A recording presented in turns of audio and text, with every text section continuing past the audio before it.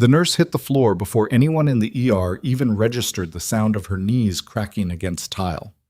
Dr. Garrett Voss had shoved her, actually put his hands on her and shoved her, and the only sound that followed was the squeak of someone's sneakers shifting weight and looking away. 41 seconds later, a military Black Hawk dropped out of the sky and planted itself on the roof of Mercy Harlow Medical Center like it owned the building. The rotors were still spinning when the side door opened and 4 special operations soldiers stepped onto the helipad with weapons drawn and purpose in every stride. The lead officer walked straight through the ER, past the attending physicians, past the charge desk, past everyone with a title and a white coat, and stopped in front of the woman still pulling herself off the floor. He came to attention, snapped a salute. "Major Calloway, we have a situation." Every person in that trauma bay had just watched Ellen Calloway get thrown to the ground like she was nothing. Now they stood frozen, watching soldiers wait for her orders. Nobody laughed. Nobody moved. The woman they called invisible had just become the most important person in the room. If this story already has you holding your breath, follow my channel and stay until the end. Like this video and drop a comment with the city where you're watching from. I want to see how far this story has traveled. The morning had started the way most mornings started at Mercy Harlow Medical Center, with Dr. Garrett Voss arriving 12 minutes late, announcing his presence by interrupting someone else's patient update, and then rewriting the treatment plan on the whiteboard without asking a single question. Ellen Calloway had been on shift since 5:30. She'd already triaged 9 patients, caught a medication error on a post-op chart, and identified early compartment syndrome in a teenage construction worker before the attending even reviewed the intake. She hadn't documented any of that under her own name. She'd passed the flags through proper channels, noted her concerns in the margin, and moved on. That was how she worked, quietly, efficiently, without any particular need for recognition. Mercy Harlow served a mid-sized city called Dunmore, nestled against the Allegheny foothills in western Pennsylvania. The kind of place where the hospital was the largest employer, where the trauma staff had been dealing with the same institutional dysfunction for so long that most of them had simply stopped noticing it. Ellen had been there 18 months, long enough to learn which doctors listened and which ones performed, long enough to know when to push and when to absorb, long enough to understand that the ER's real operational backbone was built on nurses who got paid half as much and credited a quarter as often. She hadn't come to Dunmore looking for credit. She'd come because it was far enough from her previous life that she could breathe without someone saluting. That morning, at 7:42, a man was brought in by ambulance from Route 9. The only information available was that a passing trucker had spotted him collapsed beside a guardrail. No ID, no phone.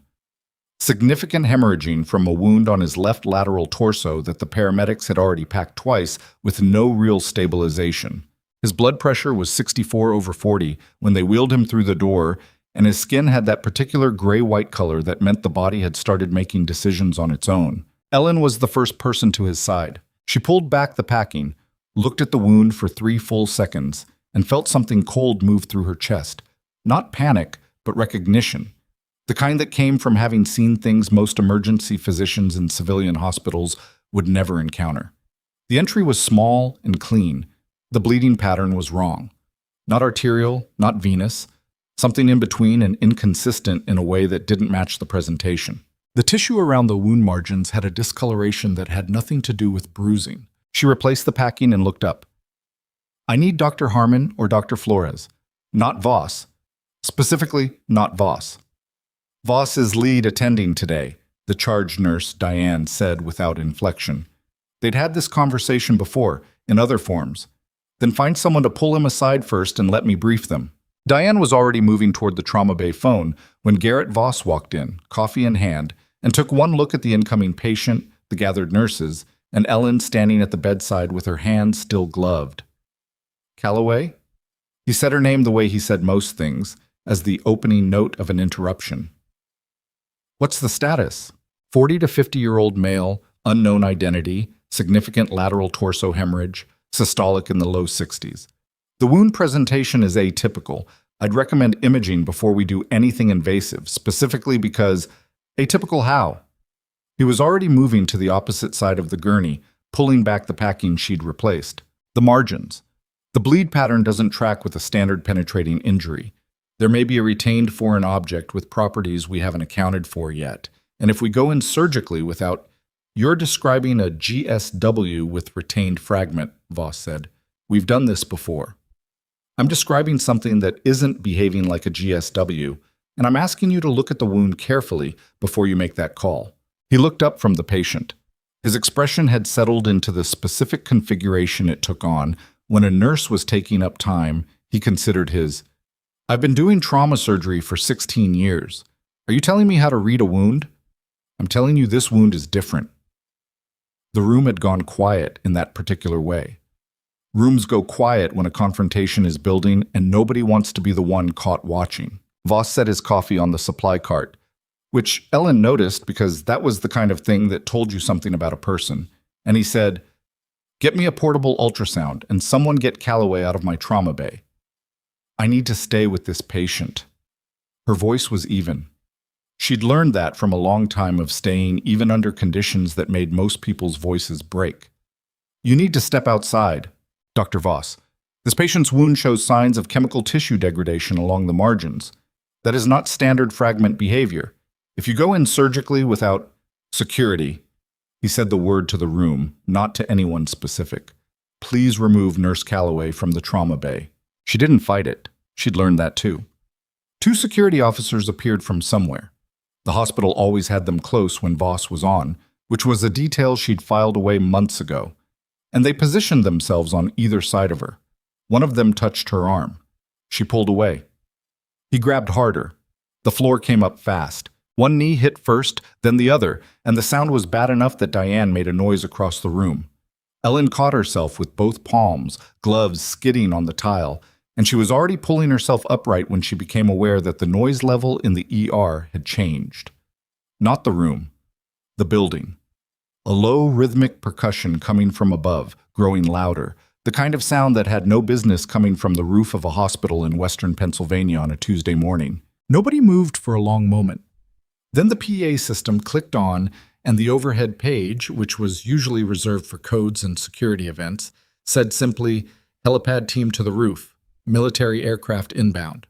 Voss looked up at the ceiling, which was a useless instinct but a very human one. Ellen was already standing. She heard the boots before she saw the uniforms. The stairwell door from the helipad access banged open, and 4 men came through in tactical gear with the specific economy of movement that told you they hadn't spent their careers training for hospital hallways, but they could adapt to any environment in about 4 seconds. The lead officer was a compact man in his late 30s with a face that had been rearranged by weather and circumstance. He scanned the ER with the methodical precision of someone conducting a threat assessment, and his eyes landed on Ellen still crouched beside the gurney, her palms on the floor. He moved to her, crouched, offered his hand. "Major Calloway?" She took his hand and stood. "I'm not a major anymore, Captain. I've been a nurse for a while now. You were a major this morning when your name came up in a classified debrief, and you're a major right now as far as my unit is concerned." He straightened. "Captain Derek Ashby, 7th Special Forces Group, attached to a federal asset protection detail. The man on that gurney is one of ours." The room had gone very still. Voss was standing at the foot of the gurney with his ultrasound probe still in hand, which he hadn't actually used yet, which Ellen noticed. "Who is he?" she asked. "I'm not in a position to answer that here." Ashby looked at Voss for the first time. "Who are you?" "Dr. Garrett Voss, trauma director. Is this patient under your direct care right now?" He came in approximately, "Yes or no, doctor." The pause was not long, but it was visible. "Yes." "Then I need you to stop what you're doing and let Major Calloway assess him." Ashby said it without any particular aggression, the way you'd say it if you were reading an order aloud. "She has security clearance, you don't, familiarity with the weapon system that caused this injury, and specific medical training relevant to this patient's condition. Those 3 facts mean she's the clinical lead on this case for the duration of our involvement." Voss stared at him. "She's a nurse. She's a former Army trauma specialist with 12 years of combat medicine experience, 3 tours in classified operational theaters, and authorship of the triage protocol currently used by SOCOM field medics." Ashby turned from Voss without waiting for a response. "Major, walk me through what you saw." Ellen moved to the gurney. She was aware, acutely, in the skin between her shoulder blades, of every eye in the room tracking her. Diane, the residents, the two security officers who had put her on the floor and were now standing uselessly near the supply cart. Voss. She ignored all of it. She pulled back the packing a second time and leaned in close, and under the trauma lighting she could see it more clearly now. The specific discoloration, the irregular cellular breakdown at the wound margins that no standard fragment would produce. Her stomach tightened. "He has a retained device," she said. "Not ordnance, not shrapnel, something engineered. The tissue degradation pattern here," she pointed without touching, careful of contamination, "suggests a slow release mechanism. Whatever's inside him is still active." Ashby said, "That's consistent with what we know about the device. Then surgical extraction is off the table. Standard procedure will rupture the containment and accelerate the release. You need a stabilization protocol and a very specific approach before anyone touches this wound." She looked up, looked at Voss. "Which is why I tried to tell him that 20 minutes ago before he had me removed." Voss said nothing. His jaw worked slightly. One of Ashby's soldiers, young, with a medic patch and a rigid posture, unzipped a pack and held it out. Inside was a field kit Ellen recognized, an updated version of a kit she'd helped design. She felt something strange move through her, looking at it, like meeting a version of yourself from another chapter. "Do we have a sterile environment?" she asked Diane. "Trauma 2 is clean. I need it set up for modified extraction. No power tools, no heated instruments. I'll need a full irrigation rig, specific saline concentration. I'll give you the numbers.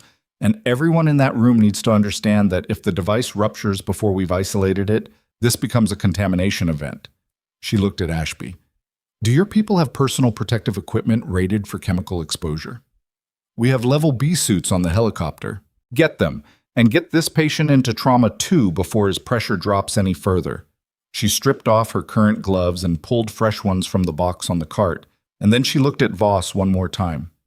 "You're welcome to observe. If you touch the patient without my authorization, Captain Ashby will remove you. I won't have to say a word." Voss didn't move. His face had taken on the slightly stunned quality of a man whose understanding of the room he was standing in had just been revised without his consent. Ellen didn't wait.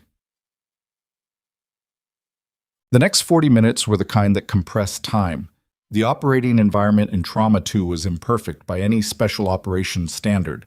Too much ambient noise from the ER beyond the curtain, instrument trays that were configured for a different procedure, lighting rigs that didn't adjust the way military surgical setups did. Ellen worked around all of it without comment. She was not the kind of person who needed optimal conditions. She'd done harder things in worse places with less available and more on the line. The patient's vitals stabilized slightly when she changed the fluid resuscitation approach. The previous orders had been consistent with a standard hemorrhagic shock protocol, which was correct for the injury type as Voss had diagnosed it, and incorrect for the actual mechanism causing the bleed. Ellen adjusted the drip rate, added a component from Ashby's kit to the IV line, and within 8 minutes, the systolic had climbed to 82. Diane was across the room, drawing up medications. "How did you know it wasn't a GSW?" "The smell." Ellen didn't look up from the wound. "Not blood. There's a faint chemical signature. You'd only know it if you'd been close to this class of device before." "And you have." Unfortunately, Ashby's medic, a staff sergeant named Briley, who moved with the quiet efficiency of someone who had learned medicine in the same uncomfortable places Ellen had, was handling irrigation under her direction. He didn't ask unnecessary questions. He anticipated the next step from the previous one. Ellen found herself grateful for that in a way she didn't have words for right now. "We're going to need to discuss how he got here," she said to Ashby, who was standing at the curtain with his arms folded and his posture doing the thing military posture did when a person was managing a significant number of concerns simultaneously. "I know. He didn't get this wound on Route 9. Someone dropped him there." "I know that too." "Which means whoever did this knows where he is now," Ashby said, "which is why I have 2 people on the roof and 1 at each entrance." The patient's eyes opened at 4:17 p.m., or what Ellen estimated was 4:17, since she'd lost her watch sometime in the scramble and the clock on the Trauma 2 wall was 6 minutes fast. She'd noticed that weeks ago. His eyes were dark brown, and he oriented to her immediately with the particular alertness of someone whose body was badly compromised but whose mind had stayed in the room. His mouth moved. She leaned closer. "Don't try to talk," she said. "You're in a hospital. You're being treated. You're not alone." His hand found her wrist. The grip was weak but deliberate. He said something she had to ask him to repeat, and then she understood it, and the cold thing moved through her chest again, so different this time, heavier. He hadn't said who he was. He hadn't asked for water or where he was or any of the things people usually said first. He'd said 4 words that meant something very specific to someone with Ellen's particular history, words that weren't a message for her, but a message she now carried. She straightened, looked at Ashby. "You need to secure this building," she said, "not just the entrances." "Why?" "Because he just told me he wasn't attacked before he got here." She held Ashby's gaze. "He was attacked inside. Whoever did this to him, they were in this hospital." Ashby went very still. "And according to the timing he gave me," Ellen said, "they still are." The monitor above the gurney emitted a single sharp alarm. The patient's pressure had spiked, not dropped, which was its own category of wrong, and Ellen turned back to the wound and saw something she had not seen 12 minutes ago. The margins had changed. Whatever was inside him had just moved. The margins had changed. Ellen stared at the wound for 2 full seconds. Not long, but long enough to register what she was seeing and catalog the implications before her hands moved. The discoloration had spread roughly 4 millimeters in each direction from the original perimeter. The tissue there was no longer the dusky reddish-brown of chemical irritation. It was pale, almost white, the kind of pale that meant cell death had begun at the margins, which meant the device hadn't just moved, it had shifted orientation inside the body cavity, and whatever slow-release mechanism was embedded in it had been partially triggered. "Briley," she said, "I see it." He was already repositioning the irrigation tip without being asked. "Reduce flow rate by 30%. If we flush too aggressively right now, we'll accelerate the spread."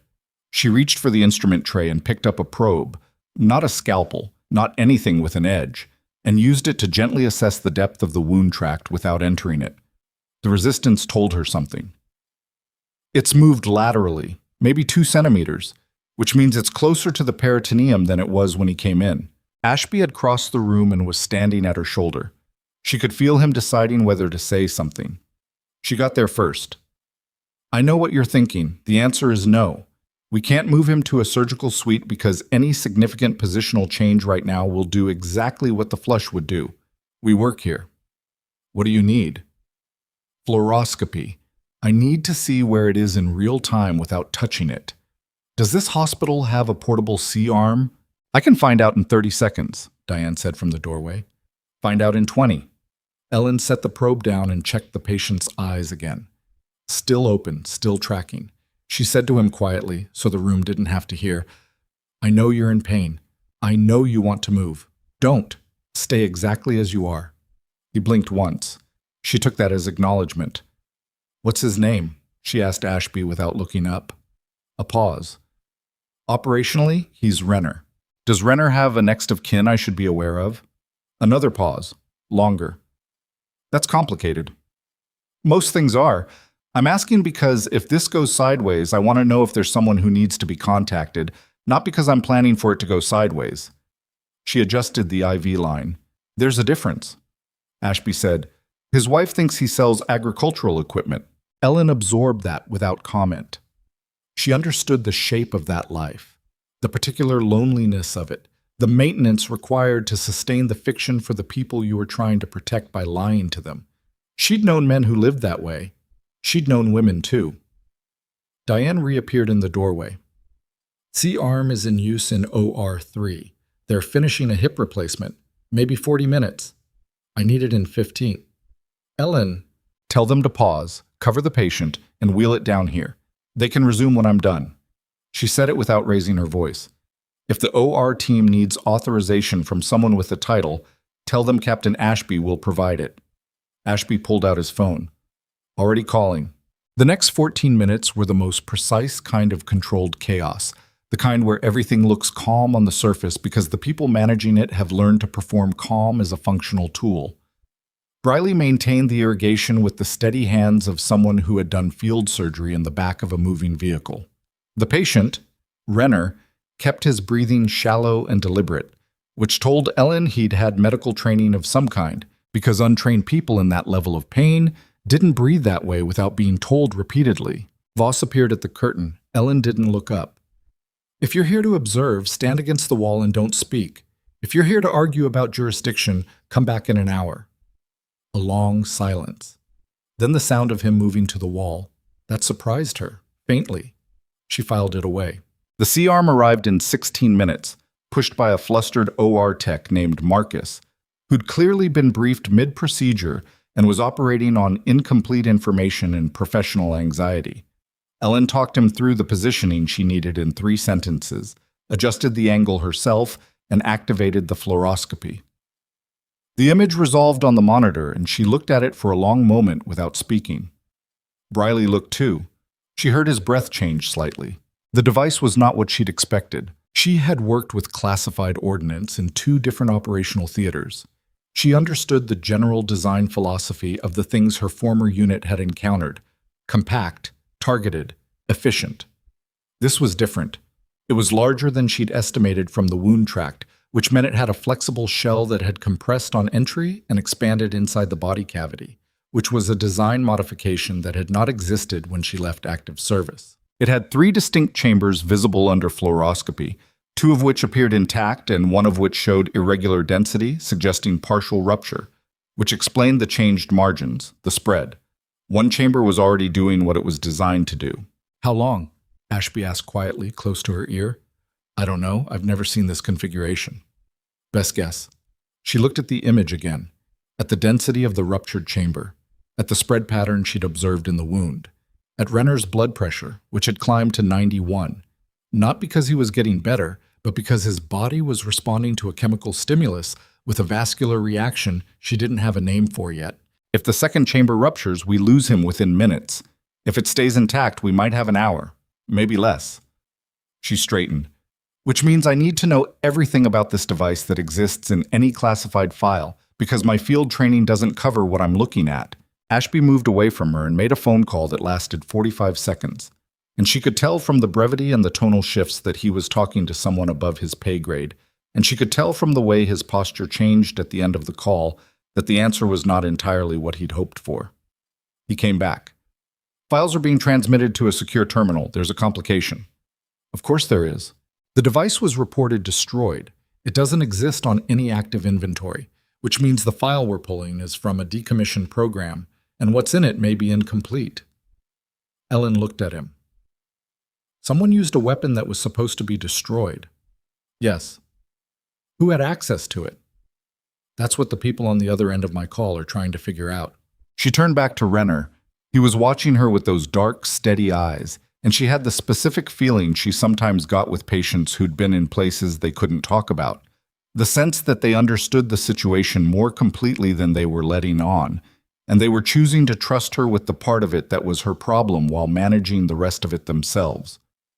Renner, she said, the device inside you. Do you know what it is? His lips moved. She leaned down. He said, Thorn. Just the one word. She straightened, looked at Ashby.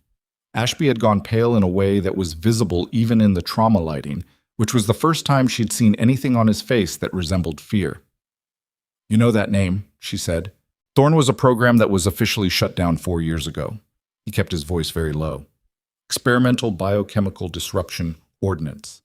Designed for targeted elimination without ballistic signature. The entire program was supposed to be... He stopped. There were 6 devices produced before shutdown. All 6 were reported destroyed. One of them is inside a man on my table.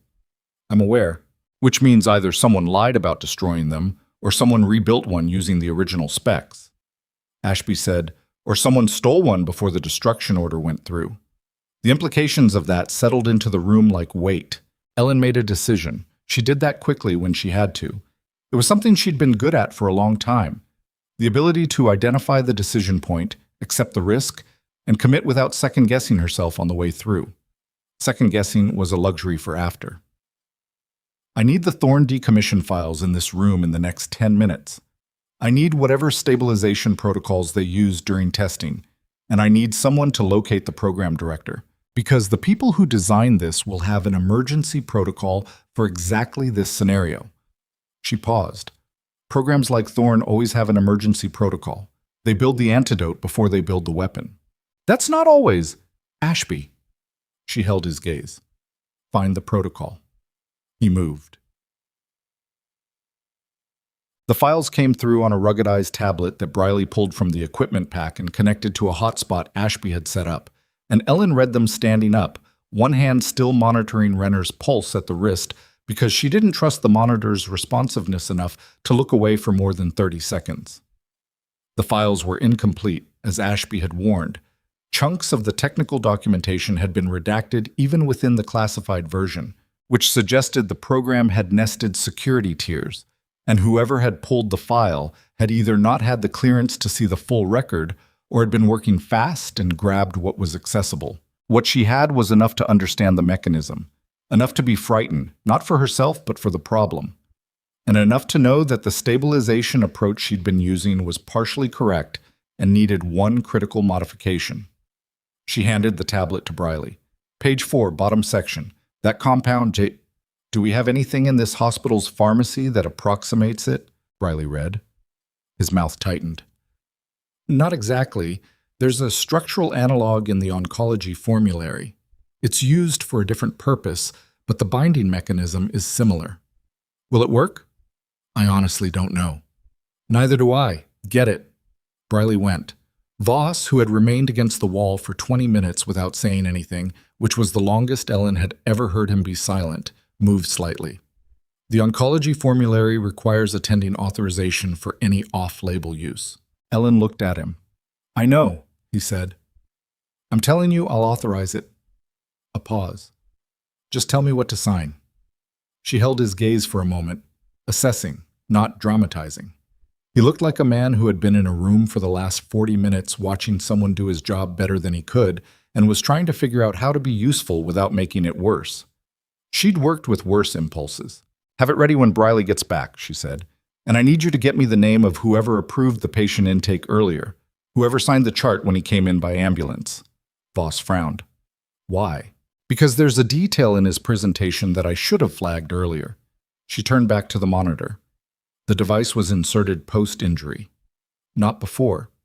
Not during the original assault.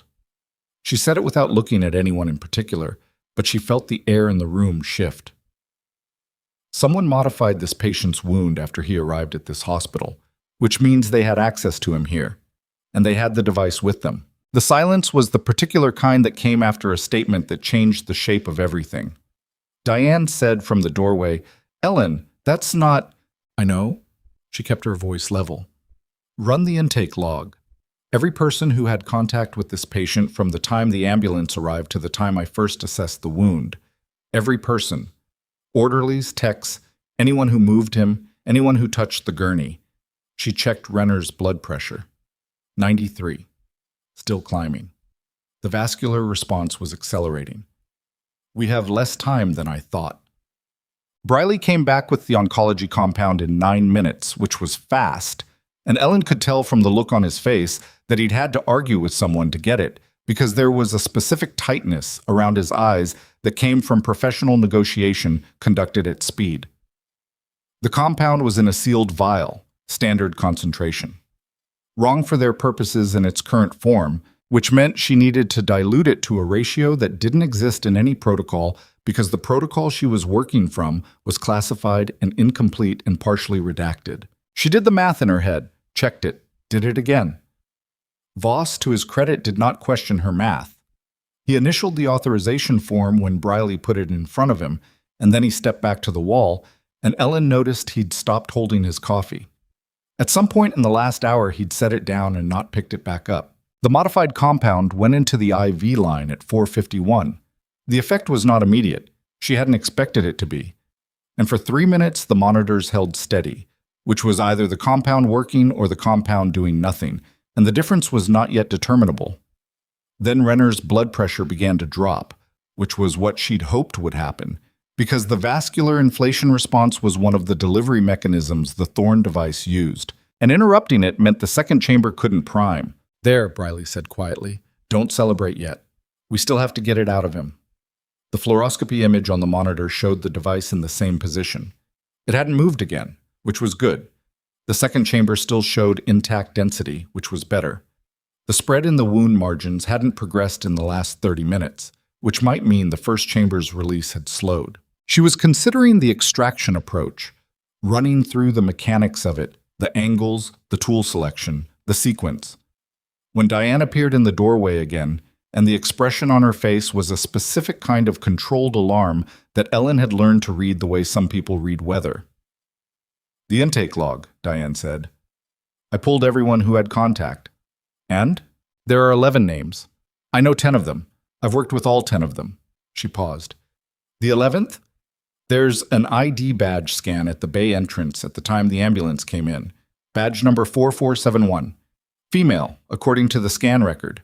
But 4471 belongs to a nurse named Petra Solis, who I know for a fact called in sick this morning." Diane held up the printout. "Someone used her badge." Ashby was at Ellen's shoulder before she finished the sentence. "Pull the camera footage," he said. "Already requested it. Security is pulling it now." Diane looked at Ellen. "Whoever she is, she was in the trauma bay with this patient for approximately 4 minutes before you came on scene. She left through the back corridor." "Does the camera cover the back corridor?" Diane hesitated. "It should, but there's a gap in the footage. 12 minutes, starting 4 minutes before the ambulance arrived." Ashby said, "Someone killed the camera." "Yes." Ellen looked at the gap in the intake log, looked at Renner, looked at the fluoroscopy image of the thing inside him that someone had put there deliberately in this building while the ER team was busy doing intake and nobody was paying attention to one extra person near a gurney. "She's still here," Ellen said. Diane said, "You don't know that." "Badge scanners on every exit?" Ellen asked. "Yes." "Any scans on badge 4471 after 4:45? Diane looked at the printout. "No." Ellen looked at Ashby. "She used the badge to get in and hasn't used it to leave. Either she has another exit route or she's still in the building and doesn't need a badge where she is now." She thought about the layout of Mercy Harlow, the parts of it she'd memorized in 18 months of walking these corridors, the utility corridors behind the patient wings, the supply storage areas, the maintenance access between floors. This hospital has 3 sub-basement levels. Maintenance uses the lower 2. How far does your badge coverage extend? Ashby said, "Briley, get your team on the sub-basement entrances." "Sir." Briley was already moving. Ellen turned back to Renner and said, not unkindly, "I need to ask you something, and I need you to be honest with me, even if the honest answer is classified. The device inside you, whoever put it there knew what it was. That's not a weapon someone picks up casually. Where did you meet her?" His eyes moved, not evasion, calculation. "Take your time," she said, "but not too much time." He spoke in 3 fragments, each one costing him effort that was visible in the line of his jaw. When he finished, Ellen straightened and stood still for a moment, which was unusual for her, because she was almost always in motion. Then she said to Ashby, quietly enough that only he could hear, "He's seen her before. She wasn't a random asset. She's trained. Former service, he thinks, based on how she moved." She paused. "He said she was wearing scrubs." Ashby absorbed this. "Which means she looks like she belongs here. Which means she could walk past any of your people at any entrance and nobody would stop her." Ellen looked at the curtain that separated Trauma 2 from the rest of the ER.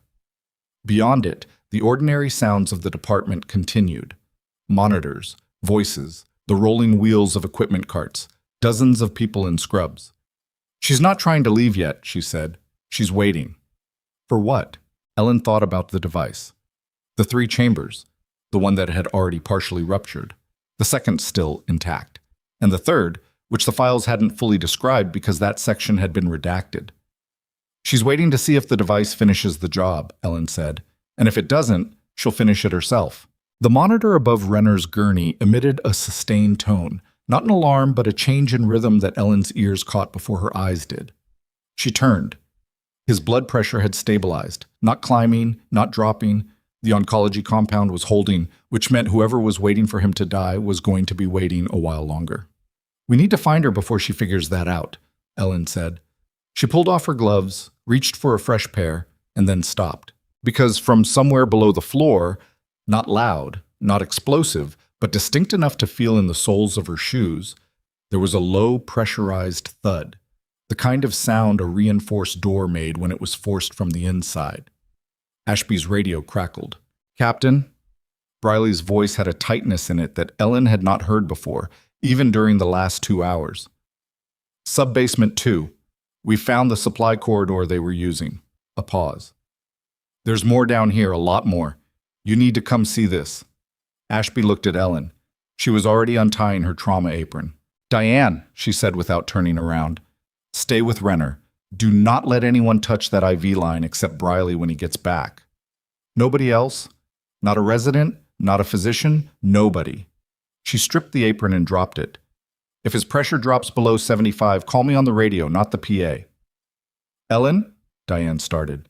But she was already through the curtain, Ashby 2 steps behind her, moving toward the stairwell that led down into the parts of Mercy Harlow Medical Center that most of the day's shift had never seen. The overhead lights in the sub-basement corridor were the industrial kind, fluorescent, humming, spaced far enough apart that there were stretches of near dark between them.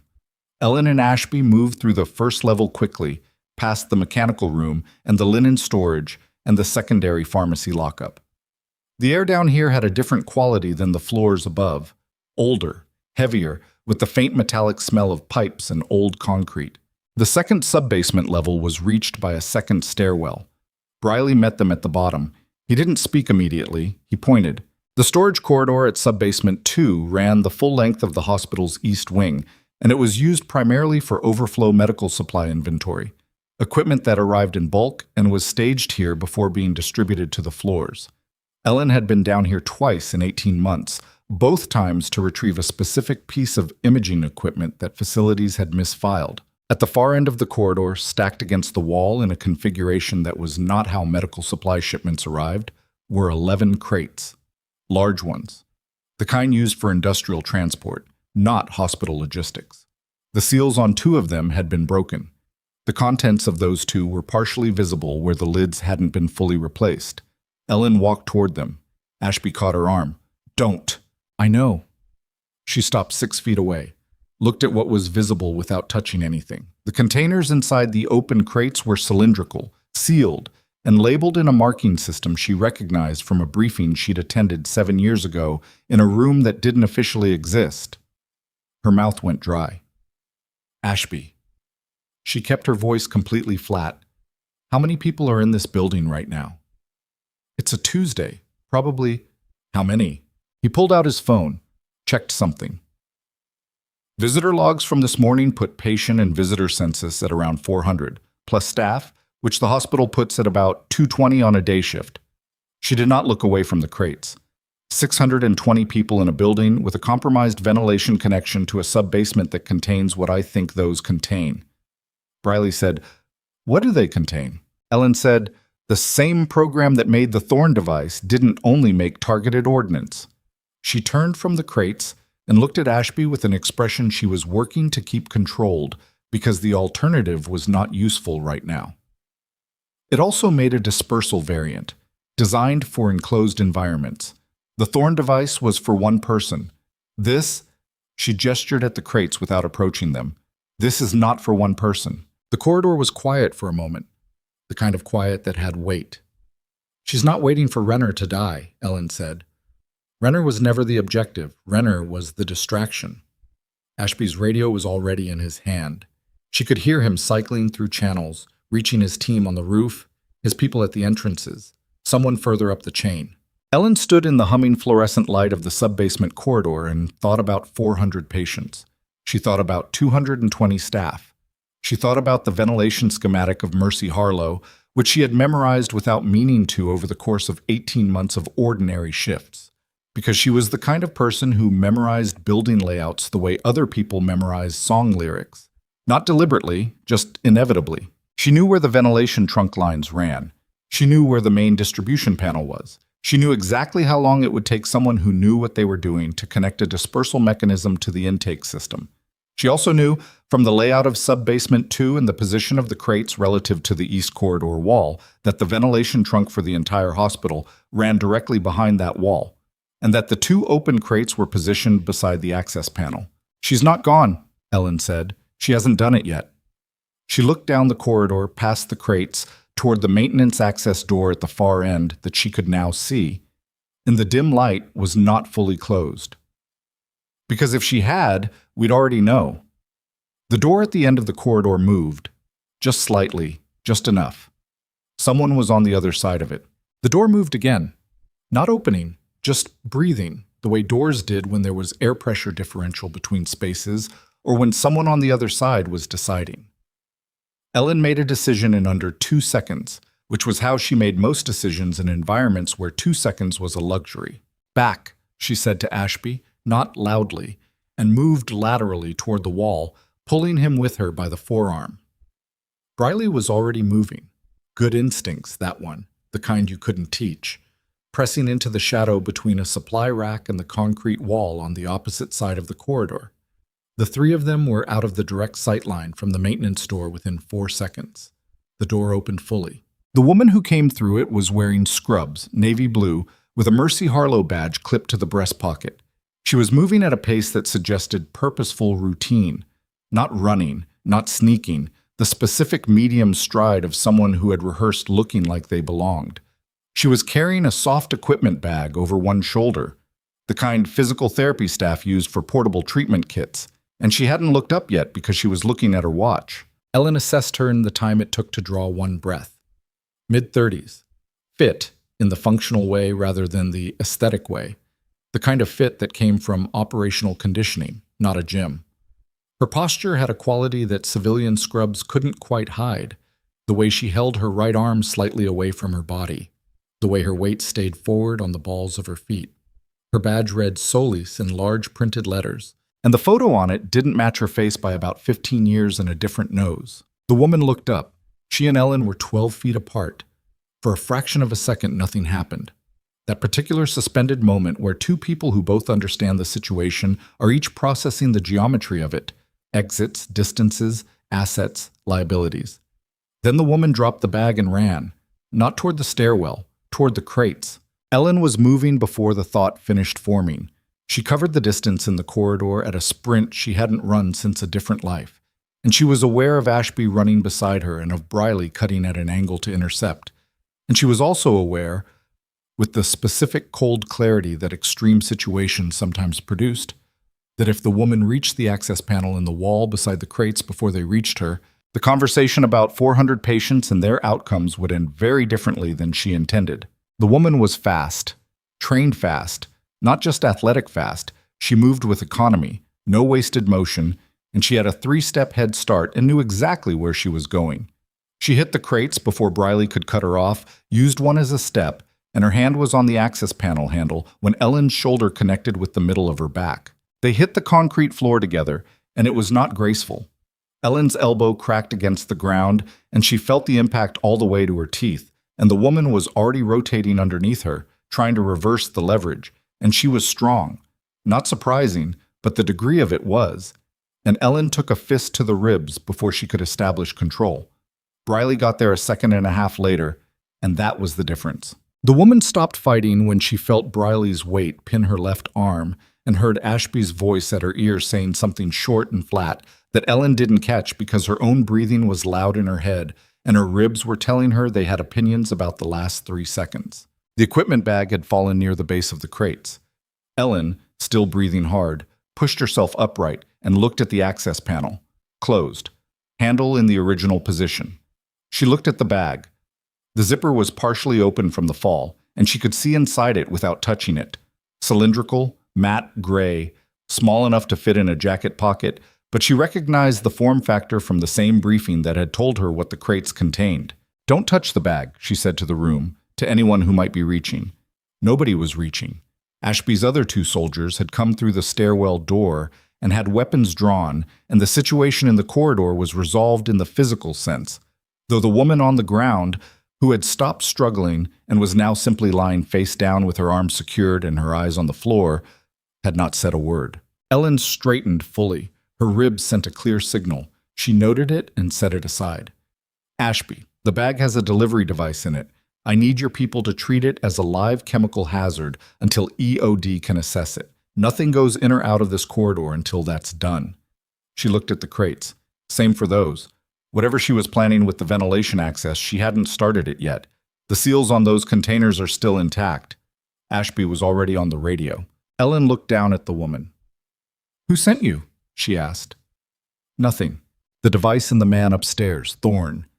You put it in him after he arrived. She kept her voice level, not aggressive. Aggression was for people who thought they could frighten information out of someone with military conditioning, and that was not how that worked. You knew the program. You knew what you were doing. That's not contractor knowledge. That's program knowledge. She paused. Which means you worked on Thorne directly, or you worked with someone who did. The woman's eyes moved from the floor to Ellen's face. It was the first time she'd made eye contact since the corridor. Her expression was not defiant exactly. It was something more complicated. The look of someone who had made a decision a long time ago and was now standing in the place that decision had always been leading to, and who had known that was where it led. She said one word. Kellerman. And then she closed her mouth and didn't open it again. Kellerman. Ellen knew the name.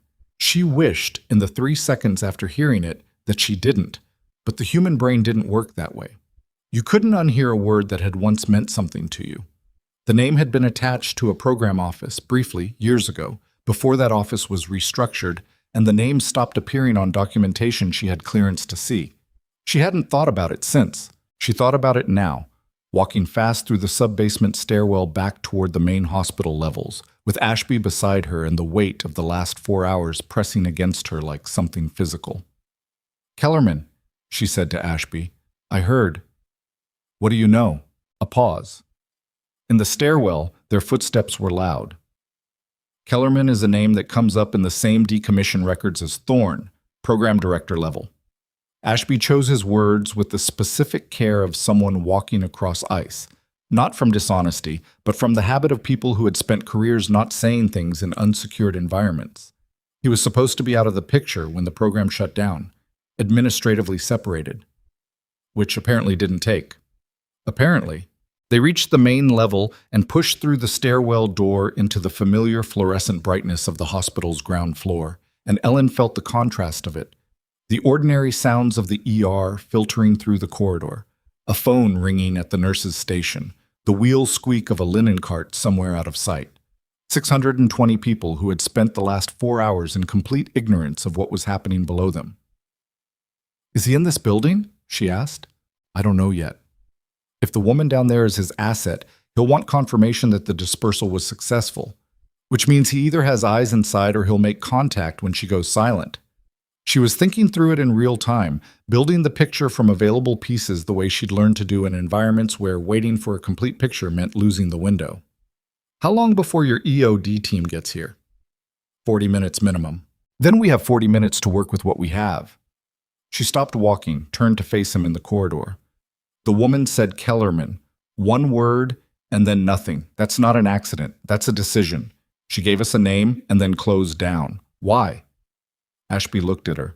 Either she's protecting the program and giving us a false direction, Ellen said, or she wants Kellerman caught, and this is the only way she knows how to do it that doesn't require her to testify. She let that sit for a second. She's not his ideological ally. She's his operational asset, and there's a difference. Assets don't always love their employers. You think she flipped? I think she was always going to flip if she got caught, because people who are true believers don't get caught the way she got caught. She had 2 extra seconds at that access panel. She didn't use them. Ellen started walking again. Find Kellerman. He's not far. He wouldn't send an asset into a target without being close enough to know the outcome. Ashby pulled out his phone, made calls while he walked. Ellen returned to trauma 2. Iche. Renner was awake, which was better than she'd expected, and his blood pressure had held at 88, which was not great but was sustainable. Diane was at the bedside with the expression of someone who had been holding a very tense vigil and was relieved to see the person responsible for the patient walk back through the curtain.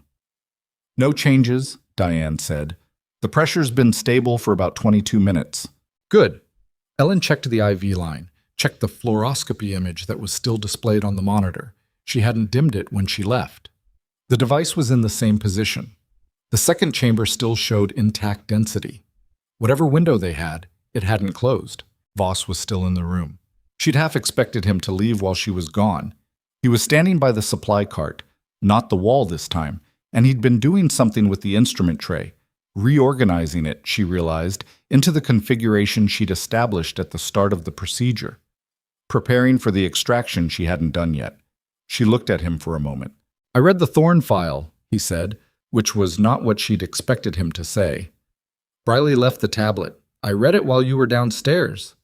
He met her eyes steadily, which was the first time he'd done that without the particular defensive quality she'd come to associate with him.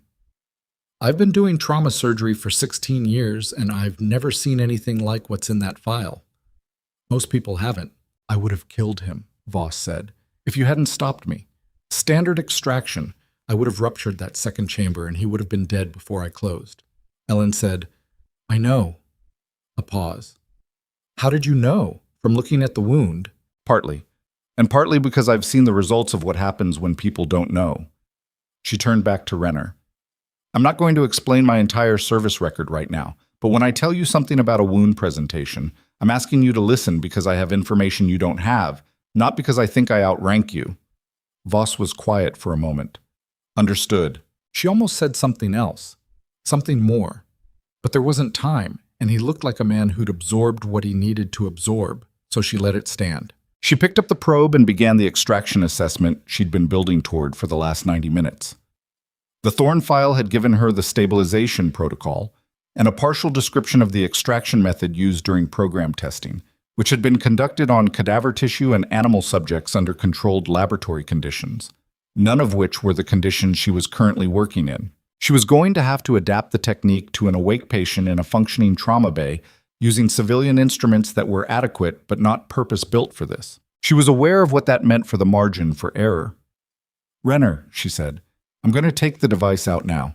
I need you to stay completely still. Not still like you've been still like you're not breathing, for specific intervals, I'll tell you. Can you do that?" His eyes said yes. "Good. There are going to be moments in the next 30 minutes that are going to hurt in ways that are difficult to predict. I'm going to manage that the best I can. I'm not going to lie to you and say it won't be bad." She held his gaze. "You were in a lot worse situations before this one. I need you to be in that headspace right now." Something shifted in his face. Not quite a smile. The acknowledgement of a shared understanding between people who'd been in bad places and knew how to find the particular mental territory required to survive them. She began. The extraction was methodical in the way that surgery was methodical when the surgeon understood the mechanism well enough to anticipate each step before it arrived. She worked without music, without unnecessary conversation, with the instruments moving in a sequence that Briley, who had returned from the sub-basement and resumed his position at her right, was able to follow well enough to anticipate her needs. Voss stayed back. He observed. At one point, 20 minutes in, when Ellen needed a third hand for a specific irrigation and retraction maneuver, he moved forward without being asked and held the retractor exactly where she needed it and didn't move until she told him to. She didn't comment on it, neither did he. The device came free at 6:14 p.m. It was smaller than the fluoroscopy image had suggested. Devices always were, she'd found. The body added its own volume around foreign objects. And it was placed immediately into the containment vessel Ashby's team had brought from the helicopter, a heavy-walled cylinder with a sealed lid that was rated for the specific hazard class. The moment the lid closed, Ellen allowed herself one full breath. The wound itself still required significant management. The first chamber's partial release had done cellular damage that would need time and targeted treatment to repair, and Renner's recovery was not going to be fast or comfortable. But he was alive, and the second chamber was intact, and the thing that had been inside him was no longer inside him. She stepped back from the table. Her hands were shaking slightly, which she noticed without embarrassment because it was the body reporting on the last several hours of sustained adrenaline, and the body was allowed to do that. Diane was watching her from across the room. "You should sit down," Diane said. "In a few minutes." "Ellen?" "In a few minutes, Diane." She pulled off her gloves, looked at the containment vessel in Ashby's hands, looked at Renner, whose eyes had closed now. Not from unconsciousness, but from the specific exhausted relief of a body that had been holding itself together by force of will and had just been given permission to stop. Her radio crackled.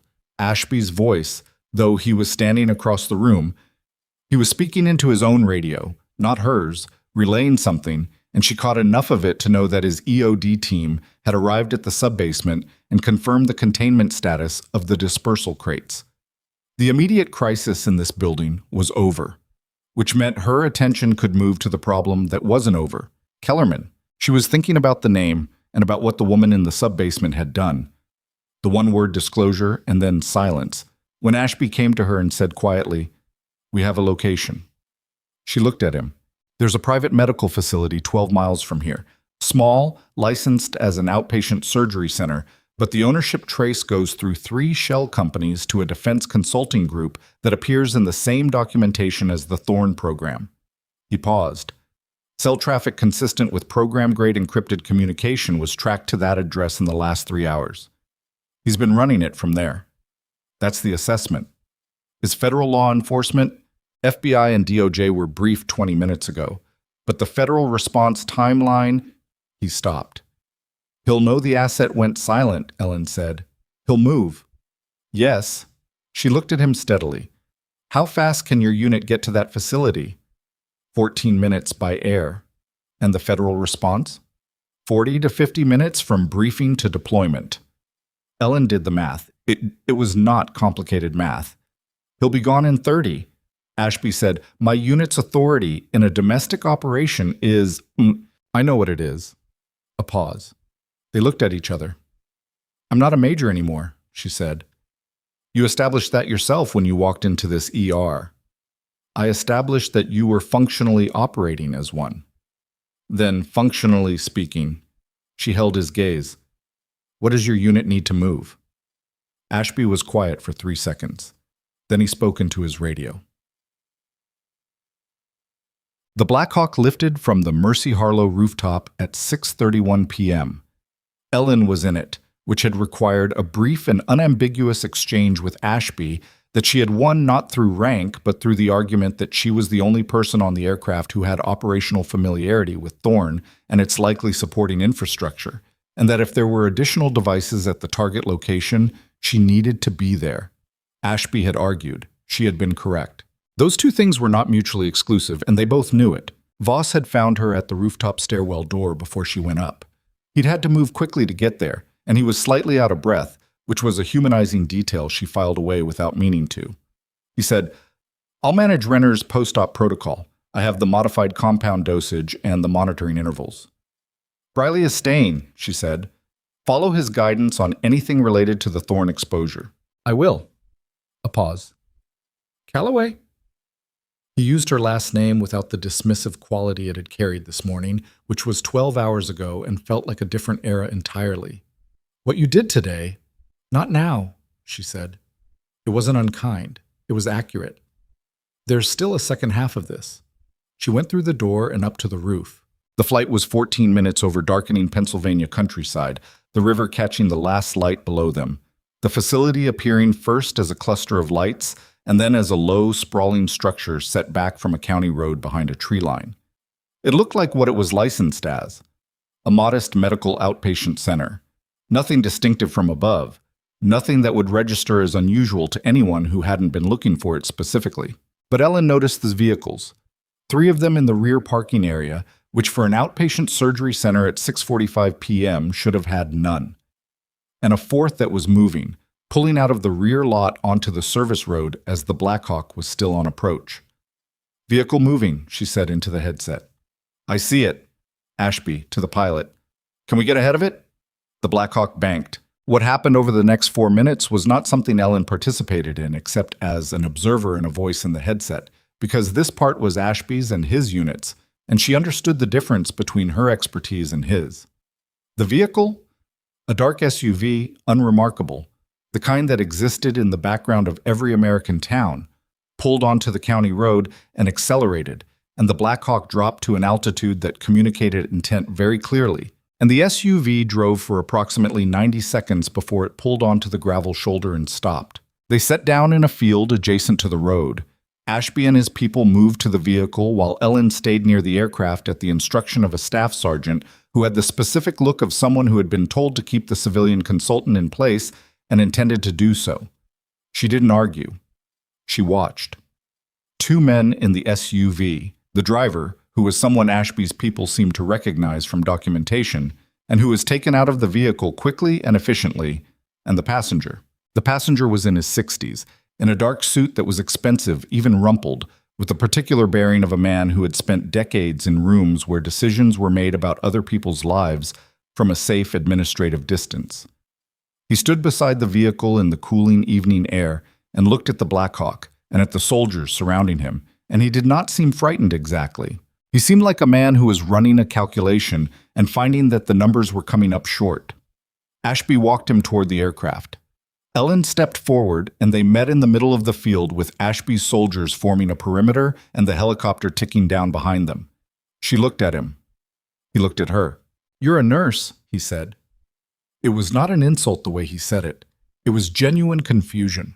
The confusion of a man who had planned against known variables and was encountering an unknown one. "Apparently," she said, "the asset in the hospital failed." Yes. He absorbed this. The dispersal package was also contained. Yes. He looked past her, at nothing in particular, doing the calculation of a man who was deciding what options remained. He was not panicking. She would have respected that quality in a different context, in a different man. "The program files are in federal hands within the hour. The FBI was briefed while we were in the air." She let that settle. "There's no version of tonight where the files don't reach the people they need to reach, Mr. Kellerman." He looked at her again, and something in his expression shifted. Not surrender, not quite, but the specific adjustment of a man revising his understanding of who he was dealing with. "How much do you know?" he asked. Not aggressive, almost conversational. "Enough." She kept her voice level. "I know the Thorn program was decommissioned because someone in the oversight structure realized the dispersal variant had no legitimate military application. It was a mass casualty weapon with no precision, no targeting, no ability to discriminate between combatants and civilians. Which means the only people who would want it operational were people who didn't care about that distinction." She watched his face. "I know you kept the program alive through private funding and shell infrastructure. I know you've been developing buyers. And I know the man you put a Thorn device into tonight was getting close enough to that buyer network that you decided he needed to stop getting close." Kellerman said nothing. "What I don't know yet," she said, "are the names of the buyers. And I suspect the people who are going to be talking to you in about 30 minutes are going to want those names very much." Behind her, she heard the distant sound of helicopters. Different helicopters. Civilian law enforcement coming from the direction of the city. On time, as it turned out, just barely. Ashby put his hand on Kellerman's arm and moved him toward the aircraft, and Kellerman went without resistance, which was the behavior of a man who had accepted the geometry of his situation and was already planning his next move from within it. That was fine. That was going to be someone else's problem now. Ellen stood in the field in the cooling Pennsylvania evening and felt the last of the adrenaline moving through her system the way weather moved through. You could feel it coming and going, but you couldn't stop it. You just had to let it pass. Her ribs hurt. Her hands were still, and her palms were sore from where she'd caught herself on the ER floor this morning, which felt like a week ago. She had a patient at Mercy Harlow who was going to need another 6 hours of careful monitoring before anyone could safely describe him as stable. She had a sub-basement full of classified ordnance that was going to require federal hazmat management and probably weeks of facility assessment. She had 11 crates and a woman in a maintenance corridor and a name that was going to unravel into God knew how many other names before it was done. She had Voss in the trauma bay, with Briley, following a protocol she'd left him and doing it right. She had Diane, who had done everything asked of her today without a word of complaint and would probably not sleep well for a month.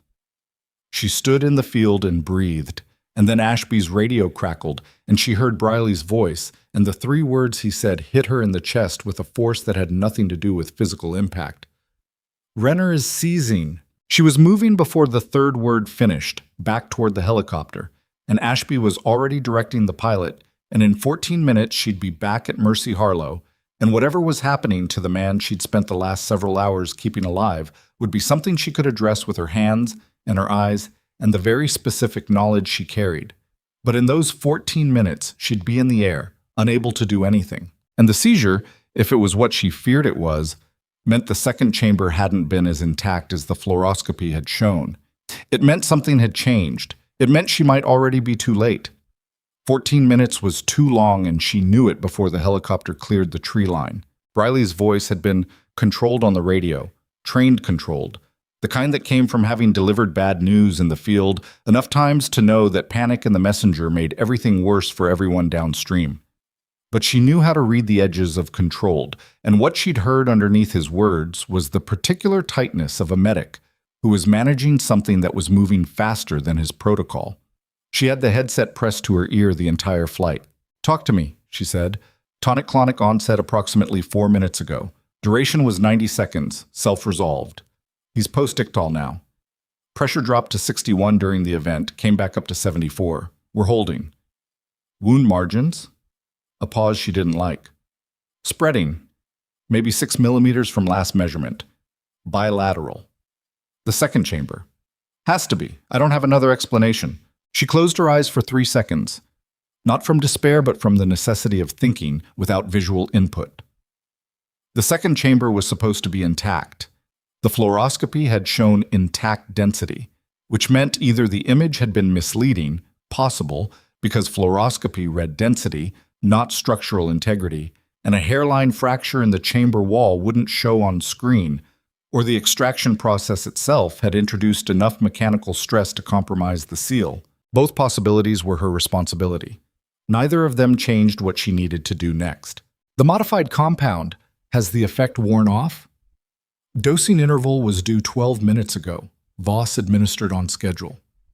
Increase the concentration by 15%, not more. Get Voss to authorize it and don't wait for me. That's outside the... Briley? 15%. Now. Yes, ma'am. She opened her eyes. Pennsylvania in the dark below, the river a black ribbon, the lights of Dunmore resolving ahead of them. 8 minutes out. She thought about the second chamber and what the Thorne file had said about partial release from the device's components. The neurological effects described were consistent with what Briley had just reported.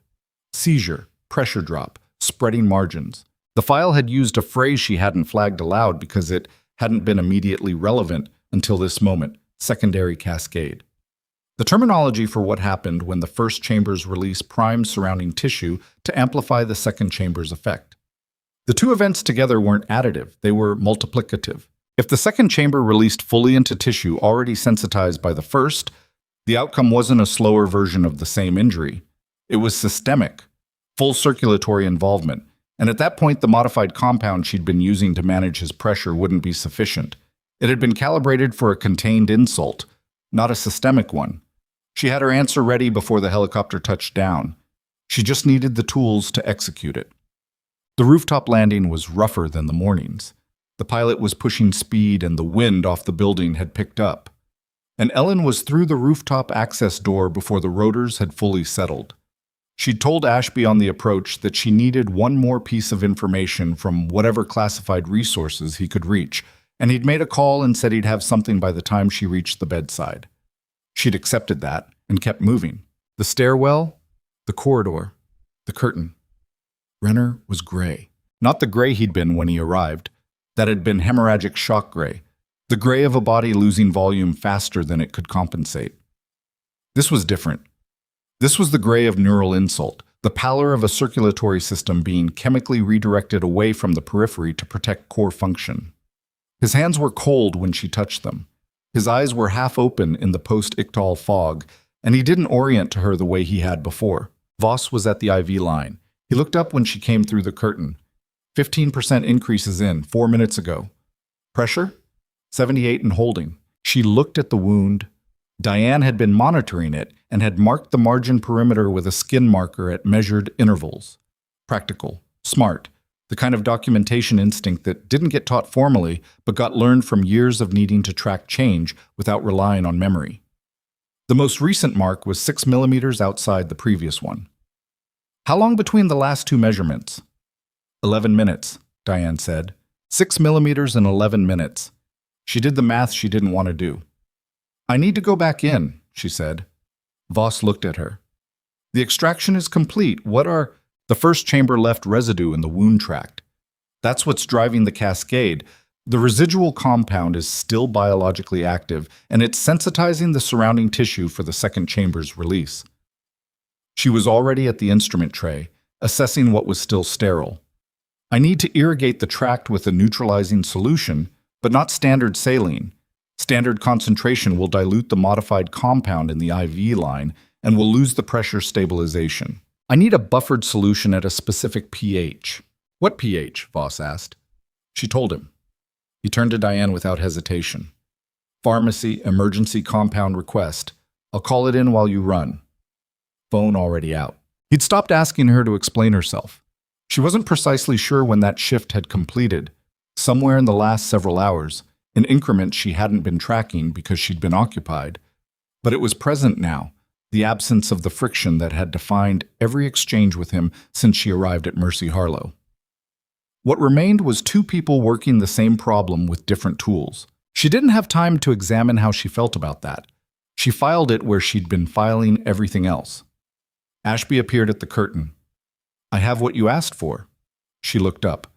The Thorn program had a secondary stabilization agent, developed during testing when they encountered the cascade problem in trial subjects. He held out his phone with the relevant section displayed. It was in the redacted portion.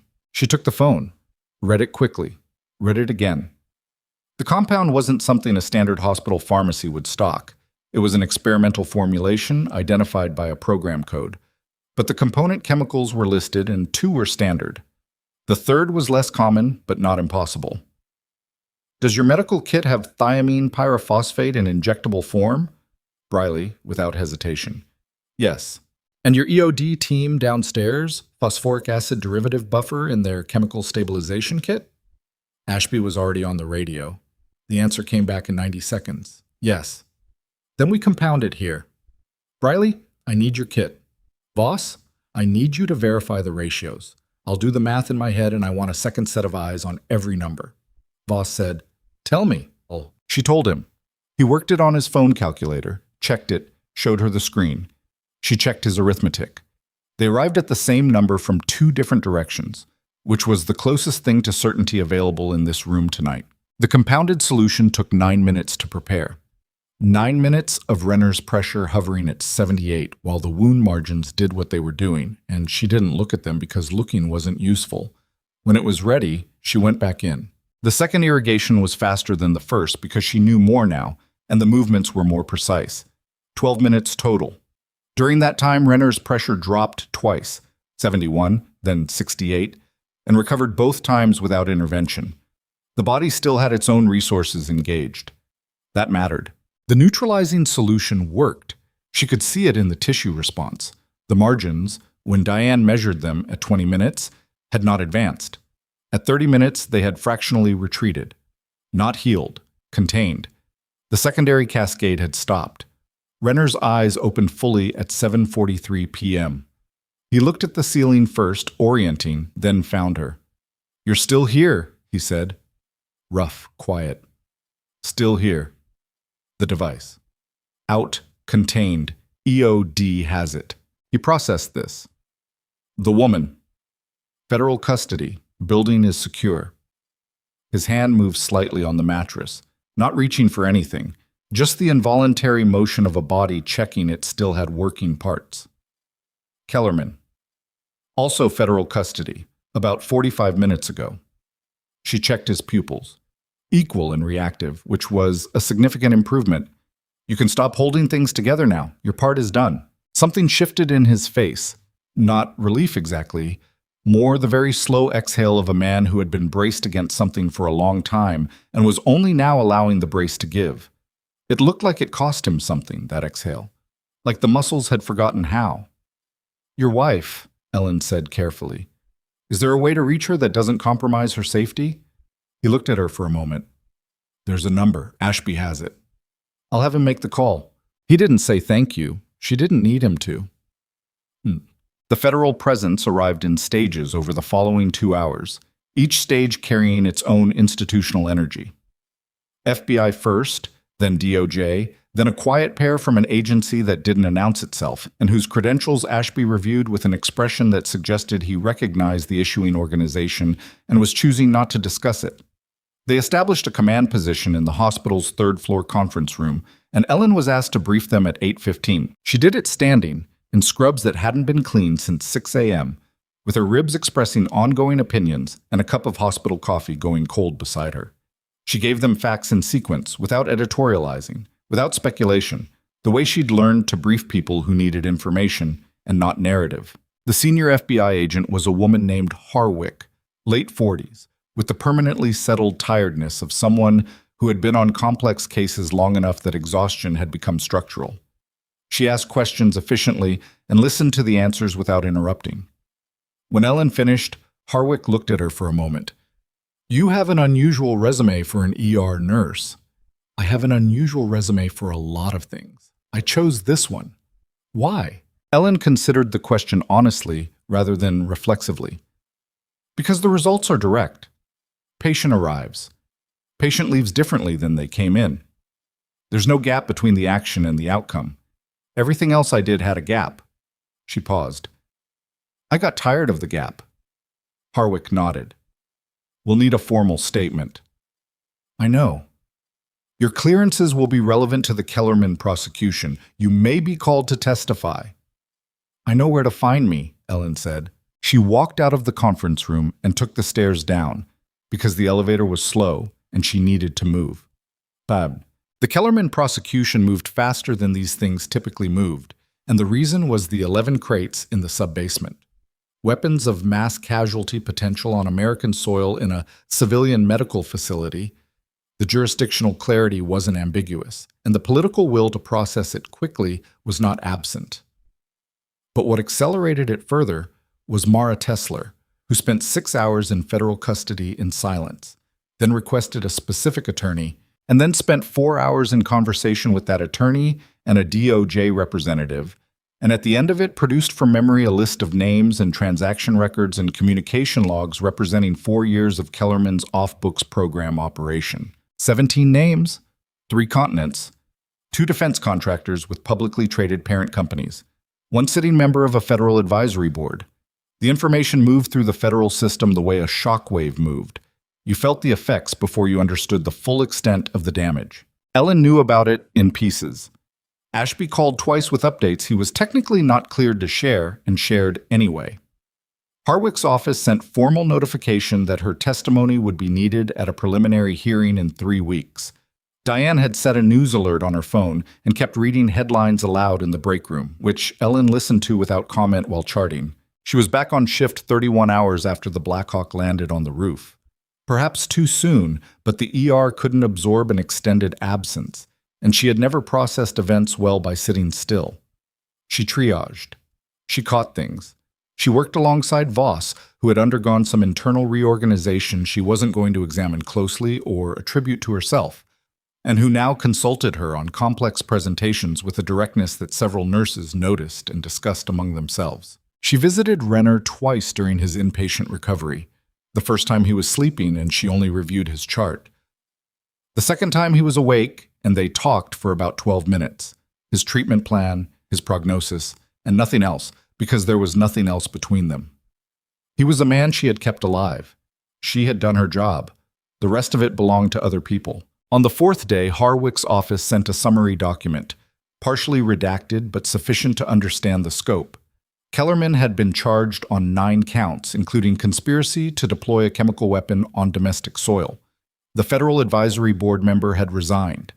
Both defense contractors had suspended their CEOs pending investigation. Tesler was cooperating and expected to receive a negotiated resolution that would keep her out of a facility, but under federal oversight for a decade. Society. Near the end of the document, a section Ellen read twice. It described the physical evidence from the Mercy Harlow subbasement and included a formal DOJ assessment statement regarding the significance of containment. The language was institutional and careful. The meaning was not. Had the dispersal packages been activated and successfully connected to the building's ventilation system? The projected casualty estimate for individuals in the building within the first 4 hours was between 300 and 400 people, with secondary exposure through adjacent structures. 300 to 400 people. She folded that number away and didn't take it out again. The hospital administrative meeting happened on day 6. Ellen had been asked to attend, which surprised her. Ashby was there, which didn't. 2 people from administration she'd never met. The chief of medicine, who she'd encountered once at an orientation event and who had clearly been briefed in a way that had substantially revised his understanding of his own institution. The meeting was not long. Nurse Calloway, the chief said, "On behalf of Mercy Harlow Medical Center, I want to formally acknowledge that your professional judgment was correct, that you were prevented from exercising it in a way that put a patient at serious risk, and that the institutional failure involved in that prevention is something we are taking seriously." Ellen looked at him steadily. "Renner is recovering." "Yes, because of your intervention. Because of a lot of people's intervention. Briley's, Voss's, Diane's. We're speaking to all of them." A pause. "I understand you were physically removed from a trauma bay by security personnel." "I was. That will not happen again." "I know it won't," she said. "Not a threat. A statement of intent." He received it as such. There was a pause in the room. Ashby was looking at his phone with the particular focused expression of someone who had just received information requiring immediate attention. It was unusual for him in a setting like this. She watched him read whatever was on the screen. He looked up, found her eyes across the table. "I need a minute," he said to the room, and stood. She followed him into the corridor. He turned to face her in the hallway, and he had the expression of a man who had received something and was deciding how to deliver it. "What is it?" "Kellerman's attorney filed a motion this morning." He said it with the specific care of someone choosing words over a surface they didn't entirely trust. "Challenging the legality of my unit's involvement in the domestic apprehension.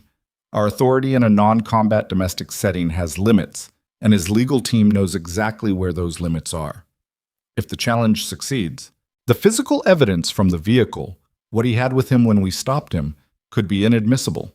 And without the vehicle evidence, the case rests primarily on Tesler's testimony and the sub-basement inventory, which is still substantial."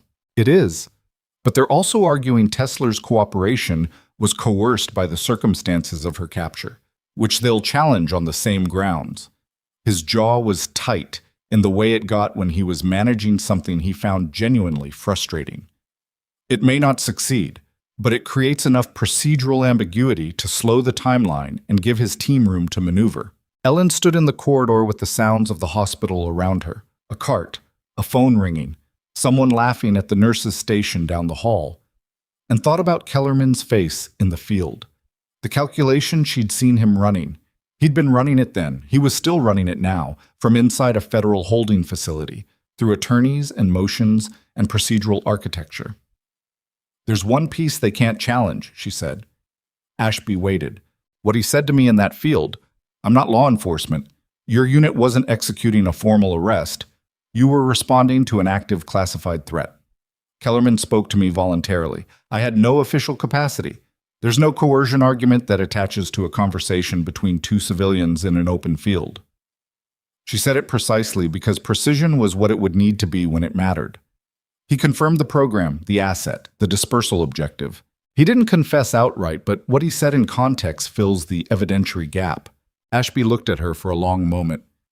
"You need to call Harwick." "I know. Today. Before the motion hearing." "I know, Ashby." Something in his posture adjusted, not fully relaxed, because Ashby didn't operate that way, but the specific shift of a man who had been managing a weight alone and just had someone take one end of it. "You've been running since this morning," he said. "The recovery monitoring, the admin meeting, now this. There's still a part of today that isn't done. When does it finish for you?" She considered the question, not because she didn't know the answer, but because the way he asked it carried something she didn't receive often enough to process automatically. Genuine concern, offered without expectation of anything particular in return.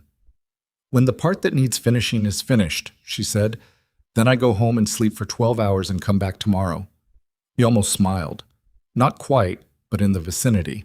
She was pulling out her phone to call Harwick when the PA system, which she monitored in the background, the way she monitored all ambient information in this building, automatically, professionally, announced a code that stopped her mid-motion. Not a medical code. A security designation. The specific one used for unauthorized access to a restricted area. The location specified was Subbasement 2. She lowered her phone. Subbasement 2 was where the federal evidence team had been working for 4 days, cataloging the crates, processing the ventilation access panel, documenting everything recovered from the corridor. It was supposed to be a controlled environment, federal personnel, hospital security on every access point, chain of custody maintained at every stage. Ashby's radio crackled. One of his soldiers, and the words that came through before the channel dissolved to static, were 3. "We have someone," and then nothing. Ellen looked at Ashby. He was already moving toward the stairwell. She understood it walking fast behind him, her mind assembling the picture from the components she had. Kellerman's legal motion wasn't a last resort. It was a screen. Procedural noise thrown up to draw attention to the courtroom while something else happened somewhere else. Something that required physical access to the subbasement, to the evidence, to the 11 crates that formed the material foundation of every charge against him. Chain of custody was the spine of a federal prosecution involving physical evidence of this type. If the crates were tampered with, damaged, contaminated, documented improperly, moved without authorization, the evidentiary basis didn't weaken gradually. It collapsed at once.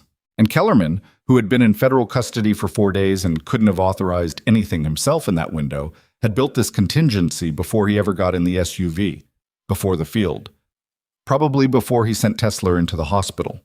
He had planned for the possibility that all of it failed, and he had left something in place for exactly this scenario, which meant there was a person in this building who had been here since before she'd gone to the field, who had not been among the people they'd found, who had been waiting 4 days with patience that was its own category of frightening. A second asset. One they hadn't identified. The stairwell door banged open and the lights in the subbasement corridor were out. Not flickering, not on emergency power, simply absent, which meant someone had cut the circuit at the panel, which was not a thing that happened accidentally. Ashby had a tactical light on his belt, and it came out and swept the corridor, and Ellen was close enough behind him that she was in the edge of its beam. The specific sharp chemical smell hit her at the bottom of the stairs. Not faint, not trace, present and immediate in the enclosed air of a space without active ventilation running. The same smell that had been barely detectable in Renner's wound when he arrived, amplified now into something that registered in the back of her throat and behind her eyes. One of the crates. Already open. She grabbed Ashby's arm before he could move further into the corridor. "Stop," she said. Quiet. Absolute. He stopped. "The smell," she said. "Same compound class as what was in Renner. If a dispersal container is open down here without the ventilation sealed, we have maybe 4 minutes before the concentration in this corridor reaches an exposure threshold." She didn't let go of his arm. "Do you have respirators on your people?" "On the helicopter." "How long to get them down here?" He was already on the radio. 2 minutes. The answer came back. Maybe 3. "Tell them to move," she said. In the beam of Ashby's light at the far end of the corridor, she could see the crate stack. One of the 11 was on the floor, not on the pallet where it had been positioned during the cataloging process, and its lid was partially displaced. The smell was coming from there, but the dispersal mechanism, the cylindrical device Tesla had been carrying in the equipment bag, had been recovered and was in federal custody, which meant whoever was in this corridor had used something else, something she hadn't accounted for.